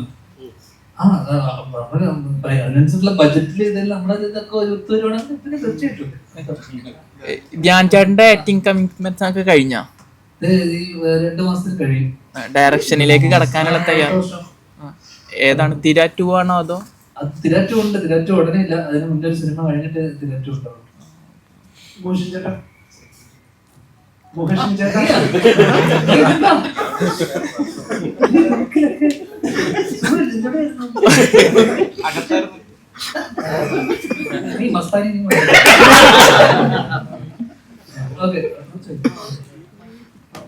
ചേട്ടാ, ആദ്യത്തെ സിനിമയുടെ പേര് കഠിന കഠോരമി അണ്ടകടാഹം എന്നാണ്.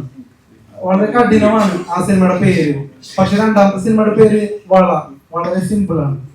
ഈ സിനിമാ മേഖല വളരെ അന്ധവിശ്വാസങ്ങളുടെ ഒരു ഇടമാണെന്നൊക്കെ കേട്ടിട്ടുണ്ട്. അപ്പൊ ആദ്യ സിനിമയുടെ പേര് ഒരു പാര ആയതുകൊണ്ടാണോ രണ്ടാം സിനിമയ്ക്ക് വളരെ ലളിതമായി ചെയ്തിട്ടുള്ളത്? ഇത് റൈറ്റ് കിട്ടുന്ന പേരല്ലേ? ഞാൻ എന്റെ പേരല്ലല്ലോ. അതൊരു കോയിൻസിഡൻസ് ആയിട്ട് തോന്നുന്നുണ്ടോ? കാരണം ആദ്യ സിനിമ വളരെ കഠിനമായ പേരല്ല. ആദ്യത്തെ സിനിമയുടെ പേര് ബാപ്പ എന്നായിരുന്നു, 2 അക്ഷരമുള്ള പേരായിരുന്നു. കഠിന ഇടവമി അണ്ടകടാഹം എന്ന് പറഞ്ഞ സിനിമയുടെ പേര് ബാപ്പ എന്നായിരുന്നു ടൈറ്റിൽ ഉണ്ടായിരുന്നു. ബാപ്പ എന്ന് പറഞ്ഞ ടൈറ്റിൽ നമ്മൾ ഇടാതിരുന്നതിന്റെ കാരണം അതിലെ സെൻട്രൽ ക്യാരക്ടർ ബാപ്പ ആയതുകൊണ്ടാണ്, ആ ഇമോഷൻ ബാപ്പ ആയതുകൊണ്ടാണ്. അപ്പൊ അത് അങ്ങനെ തന്നെ കൊടുത്തു കഴിഞ്ഞാൽ ഒരു പക്ഷെ പെട്ടെന്ന് അത് കണക്ട് ആയി പിന്നെ ആൾക്കാർക്ക് വർക്കായിട്ടില്ലെങ്കിലോ എന്ന് കരുതിയിട്ടാണ് ആ പേര് ഒഴിവാക്കിയത്. ഞങ്ങളുടെ മാത്രം പ്രശ്നമായിരുന്നു അത്, ഞങ്ങളുടെ മാത്രം തോട്ടായിരുന്നു അത്. അങ്ങനെ പ്രശ്നം സംഭവിക്കുമോ, ഇങ്ങനെ പ്രശ്നം സംഭവിക്കും, ഇങ്ങനെ ഓവർ തിങ്കിങ് ചെയ്തിട്ടാണ് ആ പേര് മാറ്റാം എന്നുള്ള തീരുമാനത്തിലേക്ക് എത്തിയത്. പിന്നെ കഠിന കടോരമി അണ്ടകടാഹം എന്ന് പറഞ്ഞ പേരുമായിട്ട് അർഷത്ത് വരുമ്പോൾ, ഈ പടം കഴിയുമ്പോൾ ഈ അണ്ടകടാഹം എത്ര കഠിനമാണ് എന്നുള്ള ആ സാധനത്തിലേക്കാണ് അത് കൊണ്ട് ലാൻഡ് ചെയ്യുന്നത്. അതുകൊണ്ടാണ് ആ പേര് ചൂസ് ചെയ്തത്.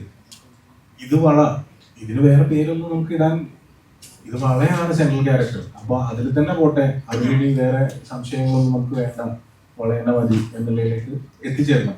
ഇനിയും ചോദിച്ചത് കഠിന കടോരമി അണ്ടകടാഹം എന്ന് പറഞ്ഞ പേര്. ശരിക്കും പറഞ്ഞാൽ അതിപ്പോ ഒരു ട്രോമയായിട്ടാണ് എനിക്ക് നിൽക്കുന്നത്. ഞാൻ ചെയ്തൊരു പടം, ഞാൻ മുമ്പ് ഒരു പടം ചെയ്തിട്ടുണ്ടായിരുന്നു. ഏതാ പടം? ബേസിലൊക്കെ അഭിനയിച്ച പടം. ബേസിലൊക്കെ ഞാൻ ചെയ്ത പടം ഇന്ദ്രൻ ചേട്ടനും എനിക്ക് പേര് പറയാൻ പറ്റില്ല. ഞാൻ കഠിന കടോരമി അണ്ടകടാഹം എന്ന് പറഞ്ഞു കഴിഞ്ഞാൽ കഠിന കട, ഇത് ഞാൻ അവരെ മനസ്സിലാക്കി കൊടുക്കണമെങ്കിൽ തന്നെ സമയം എടുക്കുന്നു. പിന്നെ ഞാൻ ഇതിന്റെ പാട്ട് പറയാം. അപ്പൊ അയ്യോ ആ വാപ്പ മരിച്ചിട്ട് കേൾക്കുന്ന അയ്യോ ഭയങ്കര ടച്ച് ചെയ്ത മൂവിയാണല്ലോ. ഇത് ഭയങ്കര ട്രോമയായി മാറി ഈ പേര്. നിവർത്തിയില്ല, പേര് ഭയങ്കര പ്രയാസമുള്ള സംഗതിയാണ്. അല്ലാതെ ഈ വിശ്വാസം അങ്ങനത്തെ സംഗതികൾ ഇതുവരെ എനിക്ക് വന്നിട്ടില്ല. ഇനി എന്താ അറിയില്ല. ധ്യാൻ ചേട്ടന്റെ ഒരു സിനിമ സൂപ്പർ ഹിറ്റ് ആവുക എന്ന് പറഞ്ഞാൽ മലയാളി പ്രേക്ഷകർക്ക് അത് മരുഭൂമിയിൽ മഴ പെയ്യുന്ന പോലെയാണ്.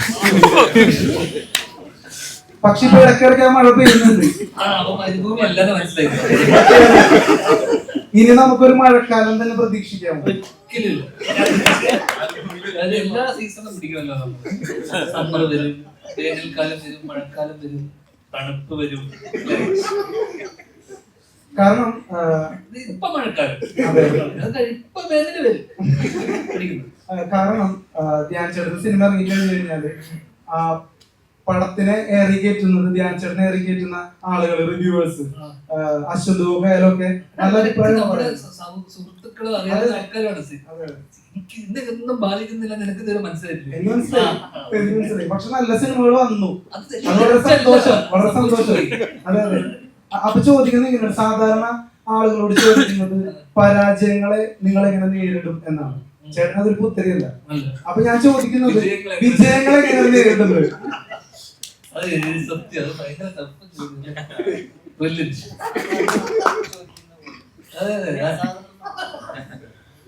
അല്ല, ഇതിപ്പോ ഈ വിജയം ഇങ്ങനെ ഒരു ഇൻഡസ്ട്രിയിൽ വരുമ്പോൾ നീ ആത്മാർത്ഥമായിട്ട് എന്തെങ്കിലും പ്രതീക്ഷിക്കുന്നുണ്ടോ? അല്ല, ഇതൊക്കെ ഇതിന്റെ കാരണം. ഞാൻ ഈ വർഷത്തെ എന്റെ 12ാമത്തെ പടം, ഈ മാസം എത്ര മാസമായി കാണും? 9 മാസം. 9 മാസത്തില് 12ാമത്തെ പടം, അല്ലെങ്കിൽ 10ാമത്തെ പടം. 10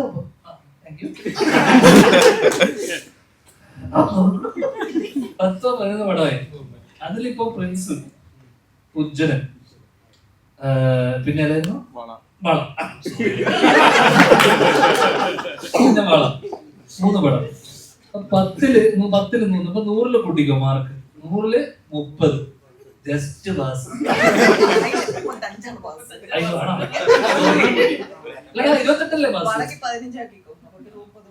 80ലാണ് 20. സോറിടാ, പാസല്ലേ? ജസ്റ്റ് പാസ് ഇരിക്കുക. അപ്പൊ എനിക്കിതിൽ പ്രത്യേകിച്ച് സന്തോഷിക്കാനൊന്നുമില്ല. അതിന് അങ്ങനെ കണ്ടിന്യൂ ചെയ്ത് പോകാന്നുള്ളത്. അങ്ങനെ ജസ്റ്റ് പാസ്സായ പോയത് എന്ന് വെച്ച് കഴിഞ്ഞാൽ നമ്മൾ ഒരുപാട് സിനിമകൾ ചെയ്യുന്നു, നമ്മുടെ ജോലിയുടെ ഭാഗമായിട്ട് സിനിമകൾ ചെയ്യുന്നു.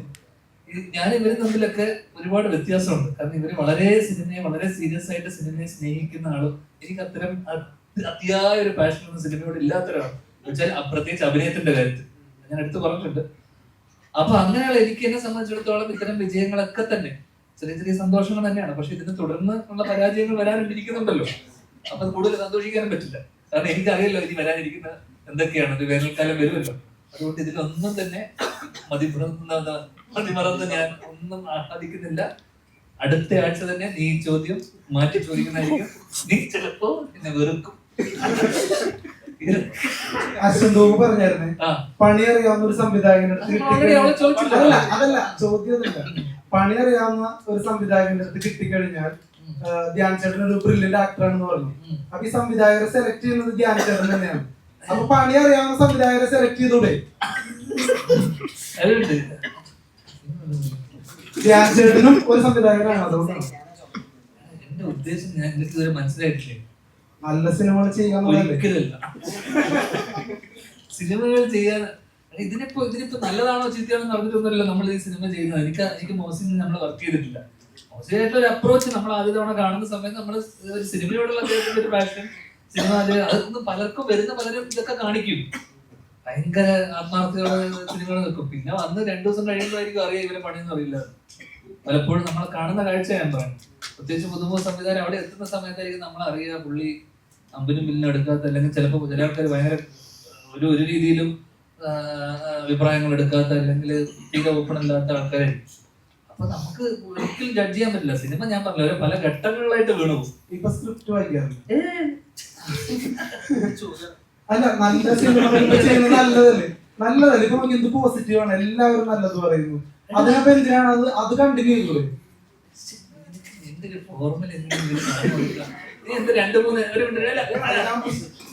ഞാൻ എന്റെ 2-3 ഇന്റർവ്യൂ വെച്ചത് അത് ഞാൻ എല്ലാം കൃത്യമായി പറഞ്ഞിട്ടുണ്ട്. ഓക്കെ, അതിനെ കുറിച്ചുള്ള എന്റെ ഒരു പോളിസി എന്താണെന്നുള്ളത് നമ്മുടെ പോളിസി ഉണ്ടല്ലോ എല്ലാവരും മനസ്സിലുണ്ട്. നീ ഇപ്പൊ ഈ ചോദ്യങ്ങളൊക്കെ എന്നോട് ചോദിക്കുന്നുണ്ടല്ലോ. ഇപ്പൊ ഇത് ഭയങ്കര എന്നോടുള്ള സ്നേഹം കൊണ്ടും അതിയായ ഇതുകൊണ്ടാണല്ലോ. സന്തോഷമുണ്ട്. അതുപോലെ വള, പിന്നെ പ്രിൻസ് ആൻഡ് ഫാമിലി എനിക്ക് ഇഷ്ടപ്പെട്ട സിനിമകളാണ്. കാരണം ഞാൻ ഭയങ്കര ഹാപ്പി ആയി. കാരണം എന്റെ ലക്ഷ്യമേ അതാണ്. അപ്പൊ കാരണം ചേട്ടൻ പുതിയ പേരൊക്കെ അറിയാലോ. Okay, thank you. നല്ല സിനിമകൾ ചെയ്യാം. ഈ സന്തോഷത്തിൽ ഞാൻ ശാന്തി കൃഷ്ണ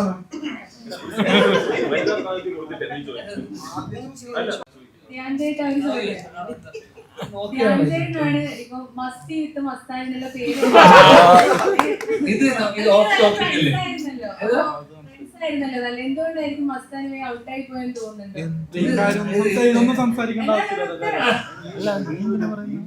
അത് ഇതിനെ കുറിച്ച് ഞാൻ വെറൈറ്റി മീഡിയ തന്നെ ഇന്റർവ്യൂ കൊടുക്കുന്നുണ്ട്. അല്ല, എന്നാലും നമ്മൾ എല്ലാവരും ഒന്ന് പറഞ്ഞൂടെ? ഇത് നമ്മൾ വളരെ കുറച്ച് സംസാരിക്കുന്നത് of topic, completely of topic ആയിട്ട്. ചിലപ്പോ അവിടെ ബിഗ് ബോസ് ഞാൻ പോകും, അപ്പൊ കാണും. ബിഗ് ബോസിൽ പോവോ? പക്ഷെ അതിന് മുന്നേ അവള് പുറത്തേക്ക് പോയി. ആ ഇഷ്ടമാ നമ്മളൊന്നും വേണ്ട, ഏഷ്യാനെറ്റ് ന്യൂസിലൊക്കെ ആയി.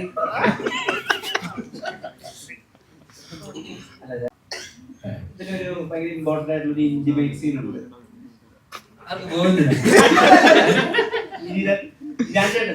എന്നോടാണോ? അതിനകത്ത് ഞാൻ ബോഡി വെച്ച് മാത്രം ഒതുക്കാവുന്ന ഒരു ഫണ്ണും ഉണ്ട്. മനസ്സിലായോ? ഇല്ല, മനസ്സിലായില്ല.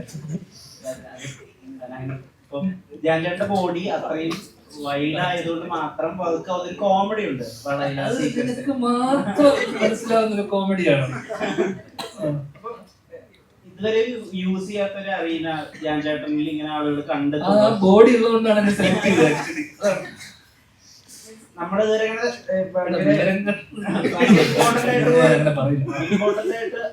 ഏറ്റവും പെടുത്തൻ ഒരു ചാനലിൽ 6 മാസത്തിനപ്പുറം നിൽക്കാറില്ല. ചാടിച്ചാടി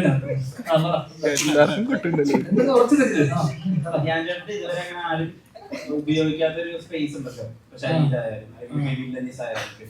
ഇത് യൂസ് ചെയ്യുന്നതിന് അപ്പുറത്തെ ആൾക്ക് സ്റ്റഫ് ഉണ്ടായിരിക്കണം, അല്ലെങ്കിൽ അപ്പുറത്തെ ആളുടെ കയ്യിൽ ഈ പറഞ്ഞ പോലെ നമ്മളെങ്ങനെ ഉപയോഗിക്കുന്ന കൃത്യമായ ധാരണ ഉണ്ടായിരിക്കണം. അത് വെച്ചിട്ട് ഇനിയുള്ള സെലക്ഷൻസിന് എന്തെങ്കിലും ഒരു അപ്ഗ്രേഡേഷൻ ഉണ്ടാവോ? ഞാൻ എന്നോട് ഇതൊക്കെ പറഞ്ഞല്ലേ കഴിഞ്ഞ നീ ഇങ്ങനെ ഇവനെ പോലെ ചോദിക്കും. അവനെ വല്ലപ്പോഴും കാണുന്നതായിരിക്കും. നിന്റെ ഞാൻ അടുക്കള കാണുന്നല്ലേ. ഞാൻ എന്നോട് ഞാൻ പറയാം, കാര്യം മൂവി കൊണ്ടല്ലോ സമയം നിനക്ക് എത്ര പൈസ കിട്ടി? എനിക്ക് അവിടുന്ന് കുറച്ച് കൂടുതൽ പൈസ കിട്ടി. ഇപ്പൊ നീ ഇപ്പത്തോട്ട് ചാടി. അതുകൊണ്ട് നീ ഞാൻ നമ്മളൊക്കെ ഒരേ ഇതിൽ ആണോ ഇതിനുത്തരം?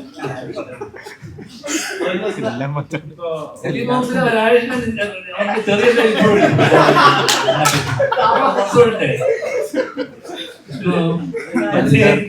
ചിത്രം പടത്തില് വിഷ്ണു വേണം വിഷ്ണു. അപ്രീസിയേഷനിൽ മതി നടക്കുന്നുണ്ടോ? അല്ല ഇത് വേറെ വേൾഡില് ഞങ്ങളുടെ വേൾഡിലെ കുറച്ച് കഥകളാണ്. അപ്രീസിയേഷനിൽ മതി നടക്കുന്നുണ്ടോ? ആര് നീ? എടാ, ഒരു മാസം മുന്നേ ആണ് നീ നമ്മള് ഒരുമിച്ച് ഭക്ഷണം കഴിച്ച് ഞാൻ എന്നോട് ചോദിച്ചു നീ എത്ര ദിവസം, ഞാൻ ഇനി ഇവിടെ അങ്ങനെ ഞാൻ വിഷ്ണു അത് നിർത്തും. ഇപ്പോ നമ്മളൊരു സോങ്ങില് ഉപയോഗിക്കുന്ന എലമെന്റ്സ് ഉണ്ടല്ലോ, ഫേമസ് ആയ കാതലയില് ഒരു സീ വാട്ടർ അനിമലിനെ യൂസ് ചെയ്തത്, അല്ലെങ്കിൽ ഇപ്പൊ പ്രേമക്കത്ത് പാട്ടിനകത്ത് ഒരു ആടിന്റെ കരച്ചിൽ യൂസ് ചെയ്തിട്ടുണ്ട് ഒരു എലമെന്റ് ആയിട്ട്. സോ ഇപ്പൊ വളയിലായാലും അങ്ങനത്തെ സൗണ്ടുകൾ, അങ്ങനെ ചെറിയ ചെറിയ കാര്യങ്ങൾ യൂസ് ചെയ്യാം. ഇതിനു വേണ്ടി മാത്രം ഒരു സൗണ്ട് സ്കേപ്പിന് വർക്ക് ചെയ്യാൻ വേണ്ടി ഒരു എക്സ്ട്രാ ടൈം, അങ്ങനെ ആറ് വേറെ ഇങ്ങനത്തെ ചെറിയ ചെറിയ സൗണ്ട് എലമെന്റ്സ് ഇൻവൈറ്റ് ചെയ്യാൻ വേണ്ടി ഒരു എക്സ്ട്രാ ടൈം അങ്ങനെ ഡിവോട്ട് ചെയ്ത് കൊടുക്കുന്നുണ്ട്? ഇല്ല, അങ്ങനെ ചെയ്യാറില്ല. ഞാനത് സൗണ്ട് എലമെന്റ് മ്യൂസിക്കിന്റെ ഭാഗമായിട്ടാണ് ഞാൻ വിശ്വസിക്കുന്നത്. അത് വേൾഡ് ക്രിയേഷൻ ആണ്. ഇപ്പൊ വള കണ്ടിട്ടുണ്ടെങ്കിൽ മനസ്സിലാവും, വളയ്ക്കകത്ത് വള വിസ്പർ ചെയ്യുന്ന പോലത്തെ ഒരു സൗണ്ട് ഫീമെയിൽ വോയിസിനെ കൊണ്ട് വിസ്പർ ചെയ്യിപ്പിച്ചിട്ടുണ്ട്. വള എവിടെയൊക്കെ നമ്മൾ കാണിക്കുന്നു, സോ ആ വള കാണുന്ന ആളെ അട്രാക്ട് ചെയ്യുന്ന ഒരു മിസ്റ്റിക് ഫീൽ കൊടുക്കാൻ വേണ്ടിയിട്ടാണ് ആ സാധനം യൂസ് ചെയ്തിരിക്കുന്നത്. അങ്ങനെ എനിക്ക് പല പടങ്ങൾ, അങ്ങനെ ആവശ്യമുള്ള പടങ്ങളിൽ അങ്ങനെ അതൊരു സൗണ്ട് സ്കേപ്പ് എന്ന് പറയുന്നത് ഭയങ്കര അധികം എക്സ്പ്ലോർ ചെയ്യാത്തൊരു മ്യൂസിക്കൽ സ്പേസ് ആണെന്ന് തോന്നിയിട്ടുണ്ട്, എസ്പെഷ്യലി നമ്മുടെ സിനിമകളിൽ. അപ്പൊ സൈലൻസ് ഉപയോഗിക്കാൻ പറ്റുന്ന സ്ഥലങ്ങളിൽ ഞാൻ ഉപയോഗിച്ച് നോക്കാറുണ്ട്. It's very effective. അതിന് കൂടുതൽ മ്യൂസിക്കിന്റെ ആവശ്യം വരാറില്ല. ഇപ്പോ ആലപ്പുഴ ജില്ലയിൽ ചെയ്യുന്ന സമയത്ത് നമ്മളൊരു ബോക്സറിന്റെ ട്രെയിനറെ അത്യാവശ്യം നല്ല മസിലേക്ക് ഉപയോഗിച്ച് ആ ഒരു ക്യാരക്ടർ നമ്മൾ കണ്ടതാണ്. അതേപോലെ തന്നെ വളയിലേക്ക് വരുമ്പോഴും ഒരു ലുക്ക് ചെയ്ത ഫൈറ്റ് സീനൊക്കെ അടിപൊളിയായിട്ട് സെക്കൻഡ് ഹാഫ് ഞങ്ങളെല്ലാവരും സത്യം പറഞ്ഞാൽ ആ ഫൈറ്റ് കാണുന്ന സമയത്ത് അറിയാതെ കൈയടിച്ചു പോകും. അപ്പൊ ഒരു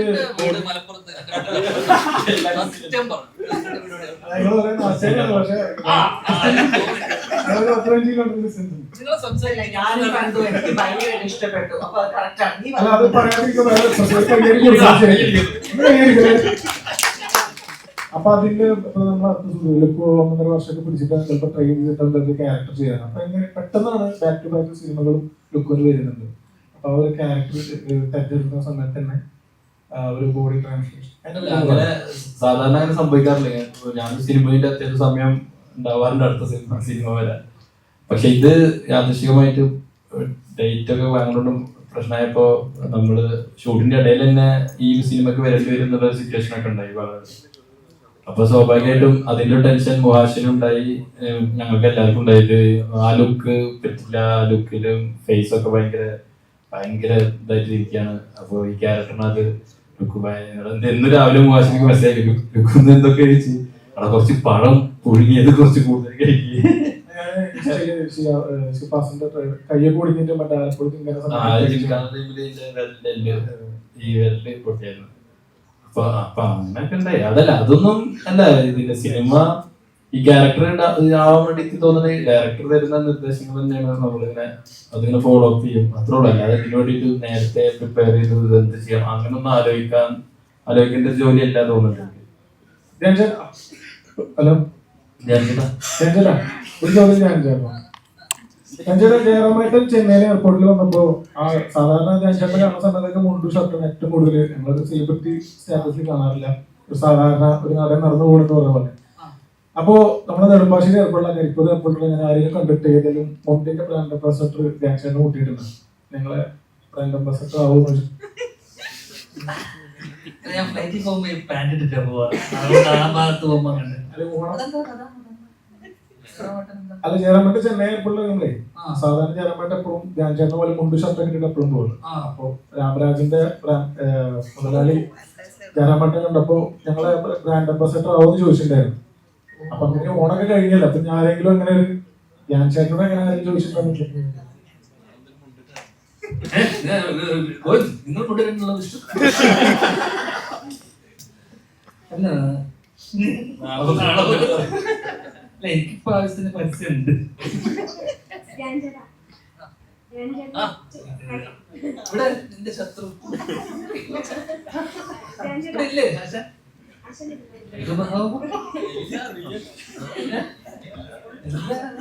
അറിയോന്നോ നമ്മളറിയോന്നോ ചേട്ടൻ ഏറ്റവും ജെന്യൂൻ ആയിട്ടുള്ള ഒരു റിവ്യൂവർ ശ്രീനിവാസ സാറാണെന്ന് എനിക്ക് തോന്നിയിട്ടുണ്ട്. അപ്പം അദ്ദേഹം ജെന്യൂൻ ആയിട്ട് അതെ അങ്ങനെ പറയാം. അപ്പം അദ്ദേഹം ഈ സിനിമ കാണുന്നതിനെ പറ്റി എന്തെങ്കിലും പറഞ്ഞ സിനിമയെ പറ്റി സംസാരിച്ചിരുന്നോ? ഇല്ല ഞാൻ കുറച്ച് ദിവസമായി വീട്ടിൽ പോയിട്ട്. അപ്പൊ ഞാൻ ഷൂട്ടിലായിരുന്നു പാലക്കാട്. അപ്പൊ അതുകൊണ്ട് കുറച്ച് മാസമായി, ഒരു 1.5 മാസമായി കണ്ടിട്ട്. ഓണത്തിനൊന്ന് കണ്ടു ജസ്റ്റ്. അതിനെ കുറിച്ച് സിനിമയൊന്നും ഞങ്ങൾ പൊതുവെ ചർച്ചാ വിഷയമായിരുന്നു. പഠിച്ച പാഠങ്ങൾ എന്തൊക്കെയാണ്? എന്തെങ്കിലും പറഞ്ഞു തന്നിട്ടുണ്ടോ ധ്യാൻ ചേട്ടൻ? ഇഷ്ടം പോലെ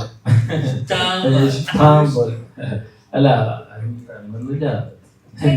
പറഞ്ഞു ലുക്മാന്റെ കൂടെ അഭിനയിക്കണമെന്ന് ആഗ്രഹിച്ചത്. അത് ഉറപ്പായിട്ട് ആഗ്രഹം നമുക്ക് ഇഷ്ടമായിരുന്നു. ധ്യാൻ ചേട്ടൻ ഭയങ്കര ഇഷ്ടമാണ് ആസ് ആൻ ആക്ടർ. പിന്നെ കൂടെ അഭിനയിച്ചപ്പോ അല്ല അഭിനേതാവ് എന്നുള്ളത് എനിക്ക് ഇഷ്ടം തന്നെ. പക്ഷെ കൂടെ അഭിനയിച്ചപ്പോ വ്യക്തി എന്ന നിലയിലും എനിക്ക് ഭയങ്കര ഇഷ്ടമായി. ഭയങ്കര സപ്പോർട്ടീവാണ്. നമുക്കെപ്പോ എല്ലാ കാര്യത്തിനും എന്തിനൊക്കെ ചോദിച്ചാലൊക്കെ മറുപടിയൊക്കെ തരും. പിന്നെ ഞങ്ങൾ ഈ പടം നന്നായി വന്നപ്പോ എനിക്ക് കൺഗ്രാറ്റുലേഷൻസ് നമ്മൾ ഹിറ്റ് അടിച്ചിരിക്കുന്നത്. ഏറ്റവും കൂടുതൽ ഹിറ്റ് അടിക്കുന്ന മനുഷ്യനാ ആലോചിച്ചു. എല്ലാ പടം ഹിറ്റാണ് അല്ലേ? അപ്പൊ ഇത്രയും സിനിമകൾ ചെയ്തിട്ട് ഇപ്പൊ ഞാൻ എപ്പോഴും സിനിമ, നമ്മളൊക്കെ സിനിമ വരുന്ന സമയത്ത് താഴെ എഴുതി കാണുന്ന ഒരു, നേരത്തെ അവൻ ചോദിച്ചൊരു ചോദ്യമുണ്ട്, ലുക്കുവിന്റെ ഒരു ജേർണി. അപ്പൊ അതിൽ അവൻ എന്നോട് പറഞ്ഞ കുറെ കാര്യങ്ങൾ ഞാൻ പൊക്കി പറഞ്ഞ. അപ്പൊ അതിനകത്ത് എപ്പോഴും ആൾക്കാർ പറയുന്ന ഒരു കാര്യം, ഇവിടെ കഴിവുള്ള കുറെ പേര് പുറത്തുണ്ട് അല്ലെ, ഒരുപാട് പേര് പുറത്തുണ്ട്. ഇവരെയൊക്കെ വന്നു കഴിഞ്ഞാൽ അങ്ങനെയുള്ള ആൾക്കാരെ കൊണ്ടുവരണം ഇവരുടെ സ്ഥലം. അങ്ങനെ നിങ്ങളുടെ കൂട്ടത്തിൽ നിന്ന് അല്ലെങ്കിൽ അങ്ങനെയുള്ള സാധാരണ ആൾക്കാരുടെ നിന്ന് വന്ന ഒരാളാണ് ലുക്ക്. മനസ്സിലായി? അത് ചെറിയ കാര്യമല്ല. ഇങ്ങനെ ഇൻഡസ്ട്രിയിൽ പ്രത്യേകിച്ച് നെപ്പോട്ടിസത്തിനെ സപ്പോർട്ട് ചെയ്യുന്ന ഫ്ലാഗ് ബെയറേഴ്സ് ആയ വിനീത് ശ്രീനിവാസൻ ഉൾപ്പെടെയുള്ള പലരും മറ്റേ കൊടികൊത്ത് വാഴുന്ന ഇൻഡസ്ട്രിയിലാണ് ലുക്കുവിനെ പോലെ ഒരാൾ കൺസിസ്റ്റന്റ് ആയിട്ട് സിനിമകൾ ചെയ്ത്. അപ്പൊ പണ്ട് ഇവൻ എന്നോട് പറഞ്ഞൊരു കാര്യം എന്ന് വെച്ച് കഴിഞ്ഞാൽ, പണ്ട് നടന്മാരുടെ ഒക്കെ ഇതിനകത്ത് കമന്റ് ഇടും. ഏത് അല്ലടാ ഒരു ഫോട്ടോന്റെ താഴെ എല്ലാം എന്തെങ്കിലും താഴെ സൂപ്പർ അങ്ങനെ ലൈക്ക് കിട്ടിയിട്ടില്ലേ? മെസ്സേജ് അയക്കുക.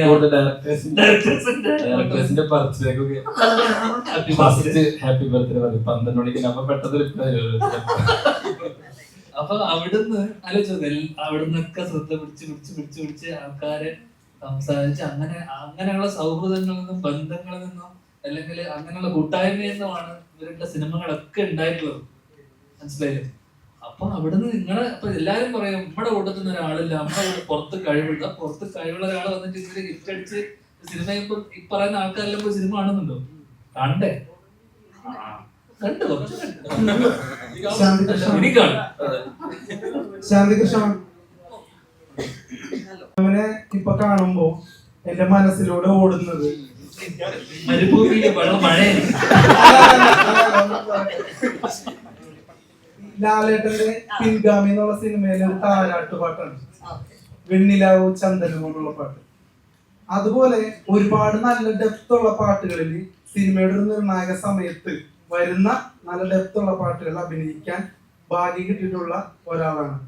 അത്തരം പാട്ടുകൾ അഭിനയിക്കുമ്പോൾ, പ്രത്യേകിച്ച് നല്ല നല്ല പാട്ടുകൾ അഭിനയിക്കുമ്പോൾ ഒരു പ്രത്യേക ഭംഗിയുള്ളതായിട്ട് എനിക്ക് തോന്നിയിട്ടുണ്ട്. ഇപ്പൊ ഈ സിനിമയിൽ തന്നെ ഒരു ഹിന്ദി സോങ് ഉണ്ട്, അത് യൂട്യൂബിൽ വളരെ വലിയ ഹിറ്റാണ്. വിജയരാഘവൻ സാറിന്റെ ഒപ്പമുള്ള ഗോവിന്ദ് വസന്തന്റെ ഒരു സോങ്. യെസ്, വളരെ ബ്യൂട്ടിഫുൾ ആയിട്ടൊരു സോങ് ആണ്.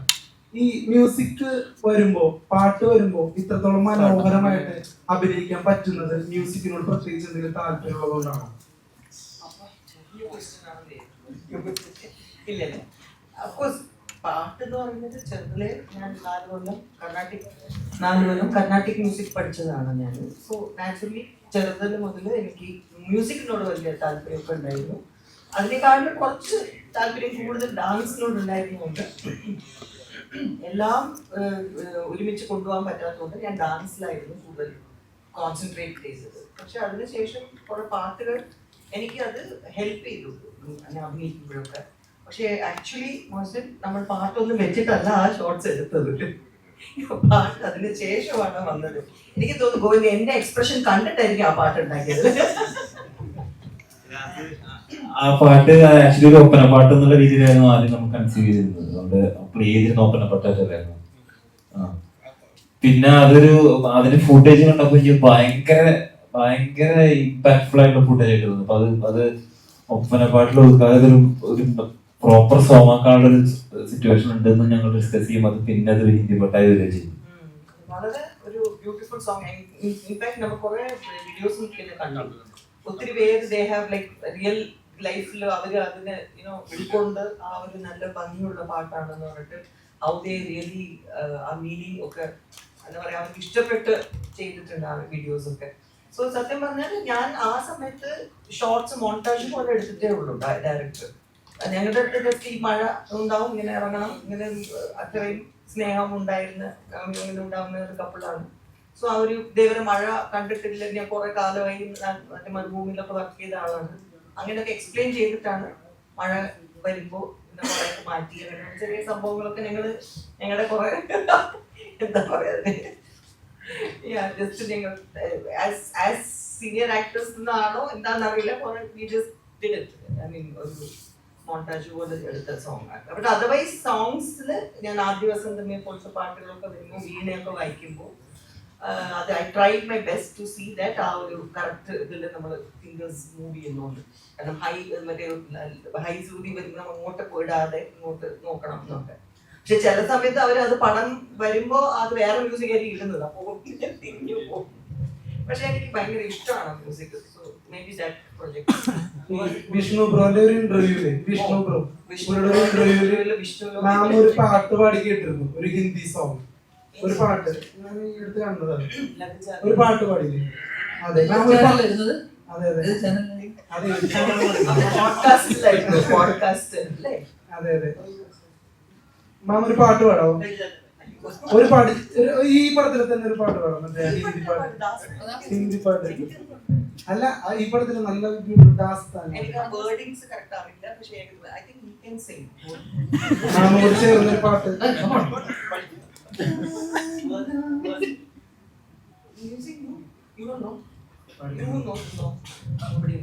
മമരേതൊരു പാട്ട് പാടോ? അന്ന് പോഡ്കാസ്റ്റിൽ പാടിയ പാട്ടാണോ? അത് ഹിന്ദി പാട്ടാണ്. എല്ലാരും ചീത്ത വിളിക്കും ഹിന്ദി പാട്ട്. ഇല്ല പാടിക്കോ.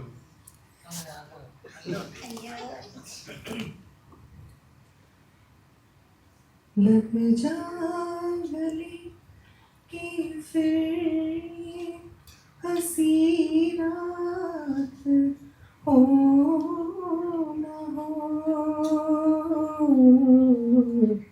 शायद फिर इस जन्म मुलाकात हो न हो,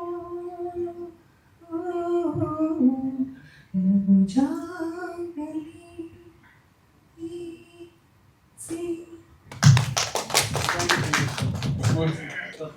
ആക്ടേഴ്സിന്റെ കോൺട്രിബ്യൂഷൻ കൊണ്ട് സിനിമാറ്റിക്കലി എലിവേറ്റ് ആവുന്ന മൊമെന്റ്സ് ഉണ്ടാവുമല്ലോ, അവരുടെ അല്ലാത്ത ചില കാര്യങ്ങൾ അല്ലെങ്കിൽ ഇംപ്രവൈസേഷൻ കൊണ്ടൊക്കെ. ഇപ്പോൾ ഒരു പോപ്പുലർ എക്സാമ്പിൾ പറയുകയാണെങ്കിൽ മാസ്റ്റർ എന്നുള്ള പടത്തിന്റെ ഇന്റർവെല്ലില് വിജയുടെ ഡയലോഗ് പറയുന്നതിൽ അവിടെ വരുത്തിയൊരു മാറ്റമുണ്ട്. അത് ഭയങ്കരമായിട്ട് തിയേറ്ററിക്കലി വർക്ക് ആയിട്ടുണ്ട്. അപ്പം വിജയ് സേതുപതി ഓൾറെഡി സ്ക്രിപ്റ്റ് ഒക്കെ സ്വന്തമായിട്ട് എഴുതിയ കാരണം അങ്ങനെ ഒരു സെൻസും കൊണ്ടുണ്ട്. അപ്പം അങ്ങനെ ഒരു ആളുടെ കൂടെയാണല്ലോ ഇപ്പൊ ധ്യാൻ ചേട്ടൻ എന്നുള്ള രീതിയിലൊക്കെ വർക്ക് ചെയ്യുന്നത്. അപ്പൊ അങ്ങനെ ഒരു സിനിമാറ്റിക് എലവേറ്റ് ആയ മൊമെന്റുകൾ ഉണ്ടായിരുന്നു വളരെ.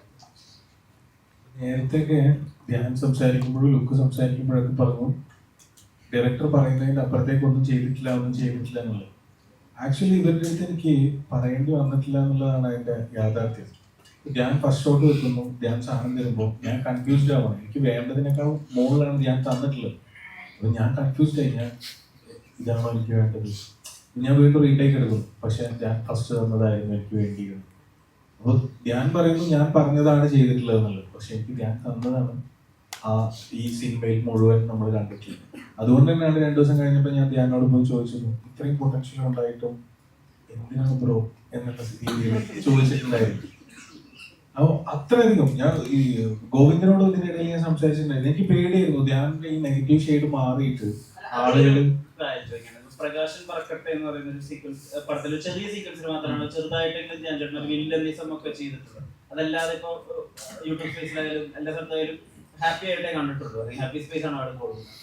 അങ്ങനത്തെ ഒരാളിൽ നിന്ന് ഇങ്ങനെ ഒരു വേറെ രീതിയിലൊരു കാര്യം വർക്ക്ഔട്ട് ആ ഐഡിയ എങ്ങനെ ക്രാക്ക് ഇല്ല, അങ്ങനത്തെ ഒരാളിൽ നിന്ന് അങ്ങനെ ഇപ്പം ബേസിലിനെ കൊണ്ട് നമ്മൾ ഇമോഷൻ ചെയ്യിപ്പിച്ചപ്പോൾ ഉണ്ടായിട്ടുള്ളൊരു ഇമ്പാക്റ്റ് ആണ്.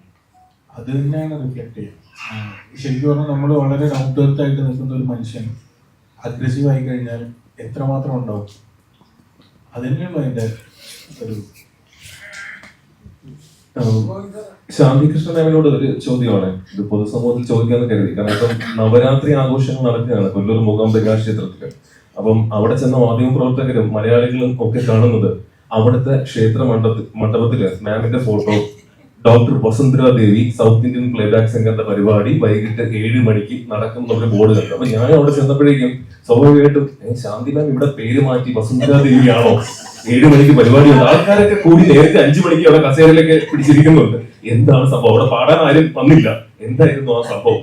അത് സത്യം പറഞ്ഞാൽ ഒരു TV സീരിയലില് ഞാൻ ഒരു ഫസ്റ്റ് എപ്പിസോഡ് അവിടെ ഷൂട്ട് ചെയ്തതാണ്. അപ്പോ ഞാൻ അതിനൊരു ക്യാമിയോ ചെയ്യുന്നതാണ്, ഒരു വലിയ ഒരു സിംഗറായിട്ട്. അതാണ് ഈ വസുന്ധര. അപ്പൊ അതിന്റെ ഫ്ലെക്സ് ഇട്ടത്.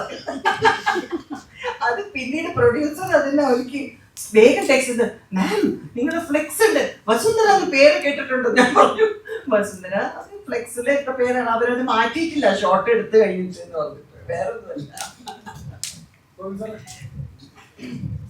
സാറിന്റെ ഒരുപാട് പാട്ടുകൾ നിങ്ങൾക്ക് ഇഷ്ടമുള്ളതാണ്. ഈ പറഞ്ഞ പോലെ ഓൾ ഇന്ത്യ ലെവലിൽ സാറിനെ ഇഷ്ടംപോലെ സ്നേഹിക്കുന്ന ആൾക്കാർ. സാറ് പറഞ്ഞ നേരത്തെ ഒട്ടും താല്പര്യമില്ലാണ് ഞാൻ ഈ പടത്തിൽ അഭിനയിച്ചത്. ഇന്ന് സാറിന്റെ ഒരു സുഹൃത്ത് പോലെ ഇതുപോലെ ഒരു നല്ലൊരു ക്യാരക്ടർ വന്നാൽ സാർ ചെയ്യും? താല്പര്യമില്ലാതെ ഒട്ടും താല്പര്യമില്ലാതല്ല അഭിനയിച്ചത്. അഭിനയിക്കാൻ ഒട്ടും താല്പര്യമില്ല. ചെയ്യുന്ന ജോലി കൃത്യമായിട്ട് ചെയ്യാനുള്ള എത്തിക്സ് ഉള്ളതുകൊണ്ടാണ് പണി ചെയ്യുന്നത്, കറക്റ്റായിട്ട് ചെയ്യുന്നത്. ഇനി അഭിനയിക്കാൻ താല്പര്യമില്ല, പക്ഷെ ഇതുപോലെ കൺവിൻസ് ചെയ്യപ്പെടുമെന്ന് എനിക്കറിയില്ല. നാളത്തെ നിങ്ങൾ പടം കണ്ടുകൊണ്ടിരിക്കുന്ന സമയത്ത് സാറ് ആദ്യമായിട്ടാണ് അഭിനയിക്കുന്നത്, നിങ്ങൾക്ക് ഒട്ടും ഫീൽ ചെയ്യാം? ഒരു അത്യാവശ്യം സിനിമകളിലൊക്കെ ചെയ്തൊരു എക്സ്പീരിയൻസ്. ഞാൻ ഒരു പടം ചെയ്തിട്ടുണ്ട്, 6-7 കൊല്ലം മുമ്പ്, 8 കൊല്ലം മുമ്പ്, സോളോ എന്ന് പറഞ്ഞൊരു പടം. അത് ഞാൻ മ്യൂസിക് ചെയ്ത പടം തന്നെ. അത് ഇതുപോലെ Bijoy is very close friend അങ്ങനെ അഭിനയിച്ചതാണ്. എനിക്ക് ഒരു പ്രത്യേക എക്സൈറ്റ്മെന്റ് തോന്നിയില്ല. നല്ല പടത്തില് നല്ല ഇതായിട്ട് വർക്കായി ആ സീൻ തോന്നിയത്. അപ്പൊ അതിന്റെ ഒരു എക്സൈറ്റ്മെന്റ്. ഈ വള ഇതിനു വേണ്ടി ഡിസൈൻ ചെയ്തതാണ്. ഈ വളയ്ക്ക് വേണ്ടി എന്തെങ്കിലും രസകരമായി എന്തെങ്കിലും ഷെയർ ചെയ്യാനുണ്ടോ? വള ഇതിനു വേണ്ടി ഡിസൈൻ ചെയ്തതല്ല, ഡിസൈൻ ചെയ്തത് ധന്യ എന്ന് പറഞ്ഞിട്ടുള്ള കോസ്റ്റ്യൂം ഡയറക്ടർ തന്നെയാണ് വള ഡിസൈൻ ചെയ്തിട്ടുള്ളത്. ധ്യാൻ ചേട്ടാ,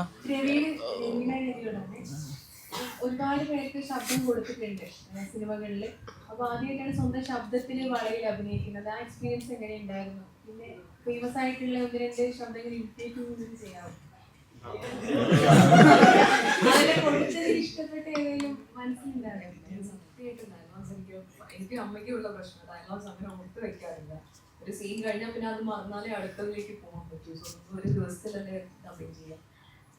എനിക്ക് ഡബ് ചെയ്യുമ്പം എനിക്ക് മ്യൂസിയം ഇടയ്ക്കിടയ്ക്ക് ഡബ് ചെയ്യുന്ന സമയത്ത് പറഞ്ഞിരുന്നു എന്തായാലും ഓർമ്മ വരുന്നത്, മറ്റേ ഡയലോഗ് ഓർമ്മ വരുന്നത്. സോ അങ്ങനെ കുറച്ച് കൺട്രോളായിട്ട് ചെയ്യണം എന്നുള്ളൊരു കോൺഷ്യസ്നെസ് എപ്പോഴും ഉണ്ടാവും. കുറച്ച് ഡിഫിക്കൽട്ടാണ് അത് ആക്ച്വലി. കാരണം കുറേ ആൾക്കാർക്ക് ഡബ് ചെയ്തിട്ട് നമുക്ക് നമ്മളെ വോയിസ് ചേരുന്നില്ലേ എന്നുള്ളൊരു ക്വസ്റ്റ്യൻ വരും. So we try to balance. അമ്മയുടെ ശബ്ദമായിട്ട് ഭയങ്കര സാമ്യം തോന്നുന്നുണ്ട്. അപ്പൊ അമ്മ എന്തെങ്കിലും പറഞ്ഞു തന്നിട്ടുണ്ട് സ്വന്തമായിട്ട് അഭിനയിക്കുമ്പോൾ സൗണ്ടിൽ വരുത്തേണ്ട? അമ്മ എന്നെക്കാളും കൂടുതൽ അമ്മയ്ക്കാ പ്രശ്നം. അമ്മയ്ക്ക് ഡബ് ചെയ്യുമ്പോൾ തന്നെ കുറേ മലയാളം റിവ്യൂസിലൊക്കെ ഞാൻ കണ്ടിട്ട്, മറ്റേ ദുൽഖറിന്റെ സിനിമയിൽ അഭിനയിച്ചപ്പോൾ കുക്കറമ്മ എന്നുള്ള ക്യാരക്ടർ, അയ്യോ എന്തിനായി പ്രായമുള്ള സ്ത്രീക്ക് കാവ്യ മാധവനെ ഡബ് ചെയ്യുന്ന ആളെ ഡബ് ചെയ്തില്ല. അമ്മയാണത്. പീപ്പിൾ റിയലൈസ് വളരെ ലേറ്റ് ആയിട്ട് ആൾക്കാർ മനസ്സിലാക്കിയതുണ്ട്. ഞങ്ങൾക്ക് രണ്ടുപേർക്കും ആ ഇഷ്യൂ. ഇന്നലെ സിനിമ കണ്ടപ്പോൾ പോലും 1-2 ആൾക്കാർ ഇങ്ങനെ ചോദിച്ചു നയൻതാരയുടെ വോയിസ് പോലെ ഉണ്ടല്ലോ. പിന്നെ അവർ റിയലൈസ് ചെയ്യുന്ന ആക്ച്വലി ഡബിങ് ആർട്ടിസ്റ്റ് ആണ് ഞാനുള്ളത്. So it is a plus and a minus sometimes. Dhyan ചേട്ടാ, അടുത്ത ആഴ്ചയാണ് വിനീതേട്ടന്റെ പടം. എങ്ങനെ ഉണ്ടാവും എന്നുള്ള പ്രതീക്ഷ കണ്ട് കുറെ കാലത്തിന് ശേഷമാണ് ഒരു ജോണർ ഷിഫ്റ്റിംഗ് വിനീതേട്ടൻ നടത്തുന്നത്. ധ്യാൻ ചേട്ടന്റെ പ്രതീക്ഷ ഉണ്ടോ? എങ്ങനെയുണ്ട് ഒരു അനിയൻ എന്ന നിലക്ക്? ഞാൻ എന്താ പ്രതീക്ഷ ഉണ്ടാവുമല്ലോ. പ്രതീക്ഷ ഉണ്ട്, എനിക്ക് പ്രതീക്ഷയില്ലേ? പ്രതീക്ഷ ഉണ്ട്. അനിയെന്ന നിലക്ക് ഒന്നുമല്ല, എനിക്കൊരു പ്രതീക്ഷ ഉണ്ടാവും. അതേ പ്രതീക്ഷ നന്നായി വരട്ടെ. അത്യാവശ്യം ഷെയ്ന്റെ പടം ഉണ്ട്, അവൻ എനിക്ക് ഇതിനെ പോലെയാണ്. അപ്പൊ പൾട്ടി അതും കാണണം, എല്ലാം സിനിമകൾ നന്നാവട്ടെ. ഇപ്പൊ മലയാള സിനിമയില് ഒരു നായികയായിട്ട് അരങ്ങേറ്റം കുറിച്ചിരിക്കുകയാണ്. ഇതിനു മുമ്പ് ചെറിയ ചെറിയ റോളുകളൊക്കെ ചെയ്തിട്ടുണ്ടെന്ന് പറഞ്ഞു. ടൈറ്റ് കോമ്പറ്റീഷനുള്ള ഒരു ഫീൽഡാണ്. നായികമാരുള്ളതിൽ ഓരോ സിനിമയിൽ പുതിയ പുതിയ നായികമാരാണ്. ഒരു നായികയ്ക്ക് തന്നെ കണ്ടിന്യൂസ് ആയിട്ട് റോള് കിട്ടാന്ന് പറഞ്ഞാൽ തന്നെ ധ്യാൻ ചേട്ടനെ പോലെയൊക്കെ പെട്ടെന്ന് പെട്ടെന്ന് എല്ലാ സിനിമയിലും കാസ്റ്റ് ചെയ്യുന്നില്ല. അപ്പൊ എത്രത്തോളം ഇൻസെക്യൂർ ആണ് ഈ ഒരു ഫീൽഡ്? അപ്പൊ ഈ ഒരു ഫീൽഡിൽ ഇൻസെക്യൂരിറ്റി വന്നാൽ വേറെ ഏതെങ്കിലും ഫീൽഡ് നോക്കി വെച്ചിട്ടുണ്ടോ? അതാണ് ചോദ്യം. കൊറേ യൂട്യൂബ് ചാനലില്ലേ, കൊറേ യൂട്യൂബ് ചാനലുണ്ട്, കൊറേ മീഡിയ ഇല്ലേ, അതുപോലെ ഇതൊക്കെ ഇൻസെക്യൂരിറ്റി ഉണ്ട്. എനിക്ക് ഇൻസെക്യൂരിറ്റി ഇല്ല, കാരണം ഞാൻ അതിന് കൂടുതൽ ഓഡിഷൻസ് ഞാൻ കൊടുത്തിട്ടുള്ള ഒരാളാണ്. അപ്പോൾ എനിക്ക് ഇൻസെക്യൂർ ആവേണ്ട ആവശ്യമില്ല. ഡെഫിനറ്റ്ലി എൻ്റെ വർക്ക് ആൾക്കാർക്ക് ഇഷ്ടപ്പെടുകയാണെങ്കിൽ എനിക്ക് പടം കിട്ടും. അതിപ്പം ധ്യാൻ ചേട്ടൻ പറഞ്ഞ ആള് അതിനുള്ള ടാലന്റ് ഉള്ളതാണ് ആൾക്കാർ പടം കിട്ടുന്നത്. സോ ആ ടാലന്റ് എനിക്ക് ഉണ്ടെങ്കിൽ ഡെഫിനറ്റ്ലി എനിക്ക് ആ പടം കിട്ടുന്നത് ഉറപ്പ് എനിക്കുണ്ട്. അതുകൊണ്ട് ഞാൻ ഇൻസെക്യൂർ അല്ല. പ്രിയപ്പെട്ട മാധ്യമ സുഹൃത്തുക്കളെ നേരത്തെ ചോദിച്ചു കഴിഞ്ഞാൽ ധന്യാണ് രമ്യാണ്. ഒരൊറ്റ റിക്വസ്റ്റേ ഉള്ളൂ. കൊച്ചിയിലെ സീനത്ത് തിയേറ്റർ 9:30 ഷോ, കുറച്ച് ടിക്കറ്റും കൂടി എടുത്താൽ അതും കൂടി ഫാസ്റ്റ് ചെയ്യാം. ബാക്കി കേരളത്തിലെ ഏകദേശം എല്ലാ തിയേറ്ററും പോകാം. ഓറഞ്ച് കളർ ഹൗസ്ഫുള്ളായത് നിങ്ങൾ തരുന്ന സപ്പോർട്ടാണ്, ഒപ്പം പ്രേക്ഷകർ തരുന്ന സപ്പോർട്ടാണ്. Dhyan Keralam complete orange alert ആയിട്ടുണ്ട്. എന്താണ് പറയാനുള്ളത് പ്രേക്ഷകരോട്? ഈ കാണാത്തവരോട് എന്താണ് പറയാനുള്ളത്?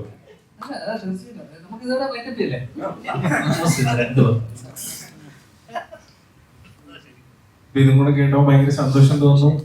നാളെ ഇതേപോലെ ഹൗസ്ഫുൾ ആവട്ടെ, ഓറഞ്ച് റെഡ് ആവട്ടെ. ഈ പടം റിലീസ് കഴിഞ്ഞാൽ ഫിനാൻഷ്യൽ ലെവലൊക്കെ സക്സസ് ആയി കഴിഞ്ഞാൽ ഇതിന്റെ പാർട്ട് 2 വരുമ്പോൾ സാറിന്റെ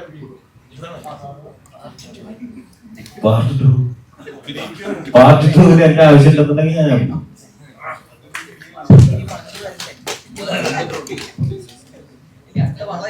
സിനിമയ്ക്ക് നിങ്ങൾ ഓരോ പ്രേക്ഷകരെ ആവശ്യമാണ്, മാധ്യമ പ്രവർത്തകരെ ആവശ്യമാണ്. നിങ്ങൾ തരുന്ന വിജയം തന്നെയാണ് വളയുടെ വിജയം. അപ്പം വളയുടെ ഈ സക്സസ് പ്രസ് മീറ്റിൽ സഹകരിച്ച എല്ലാ മാധ്യമ സുഹൃത്തുക്കൾക്കും നന്ദി. ഒപ്പം നമ്മുടെ ആർട്ടിസ്റ്റും ഡയറക്ടറും മ്യൂസിക് ഡയറക്ടറും ഒരു ഫോട്ടോയ്ക്ക് വേണ്ടി ഒന്ന് പോസ്റ്റ് ചെയ്യുന്നതായിരിക്കും.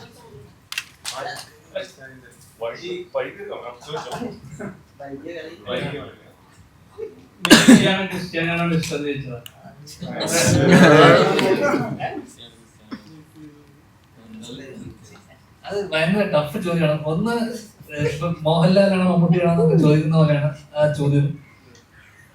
എനി ഡേ മെസ്സിയാണ് ലോകത്തിന്റെ ഏറ്റവും ബെസ്റ്റ് പ്ലെയർ എന്ന് ഞാൻ വിശ്വസിക്കുന്നു. പക്ഷേ നേരത്തെ പറഞ്ഞ പോലെ ഏറ്റവും ട്രെയിൻഡ് ആയിട്ടുള്ള പ്ലെയർ അല്ലെങ്കിൽ ഏറ്റവും കഴിവില്ലാത്ത ഒരു ഗോഡ് ഗിഫ്റ്റഡ് ആണ് മെസ്സി തോന്നിയിട്ടുണ്ട് പലപ്പോഴും. ക്രിസ്ത്യാനോ അങ്ങനെ ഗിഫ്റ്റഡ് അല്ലാന്ന് തോന്നിയിട്ടുണ്ട്, ട്രെയിൻഡ് ആണ്. ഓക്കെ, അതുകൊണ്ട് എനിക്ക് ക്രിസ്ത്യാനോ ആണ് ഏറ്റവും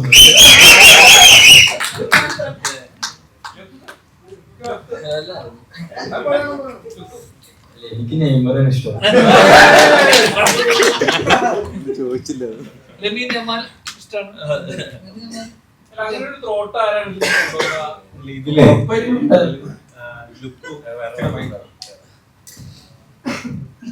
ലുക്ക് ഒരു ഹാർഡ് കോർ നെയ്മർ ഫാൻ ആണെന്ന് അറിഞ്ഞുകൊണ്ട് തന്നെയാണ് മെസ്സിനെ ഏൽപ്പിച്ചിട്ടുള്ളത്. അതിന്റെ ഒരു എന്റെയും മൂസിം ബലാരിയുടെയും ഒക്കെ ഒരു പക വീട്ടിലും കൂടെയാണ്. ഓൾറെഡി ഫാൻ ഫൈറ്റ് ഉള്ളതുകൊണ്ടേ ആര് തോൽക്കുന്നു എന്നൊരു ചിന്ത ആൾക്കാരിൽ വരുമല്ലോ. ഇല്ല, ആരും തോൽക്കുന്നില്ലല്ലോ. അവിടെ ഒരാൾ വീണ് കഴിഞ്ഞാൽ അല്ലെ ഇടി കൂടുതൽ കിട്ടുന്നുണ്ടല്ലോ റൊണാൾഡോക്ക്.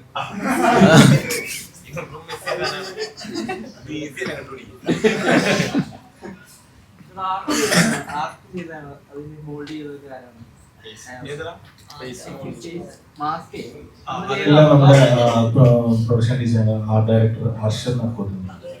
സിനിമയുടെ പല മേഖലകളുമായി ബന്ധപ്പെട്ട് വരുന്ന ചോദ്യങ്ങളായാലും അതിലുള്ള ഉത്തരം ദയവ് ചെയ്ത് നിങ്ങൾ മാറ്റുക. നമുക്ക് ഈ പ്രസ് മീറ്റ് വൈൻഡപ്പ് ചെയ്യാം. നിങ്ങൾ സഹകരിച്ച എല്ലാവർക്കും നന്ദി. ഒരു ഫോട്ടോയ്ക്ക് വേണ്ടി എല്ലാവരും പോസ്റ്റ് ചെയ്യണമെന്ന് വിനയപുരസ്കാരം അഭ്യർത്ഥിക്കുന്നു. ഒപ്പം ഇവിടെ എത്തിയ എല്ലാ മാധ്യമ സുഹൃത്തുക്കൾക്കും നന്ദി അറിയിക്കുന്നു.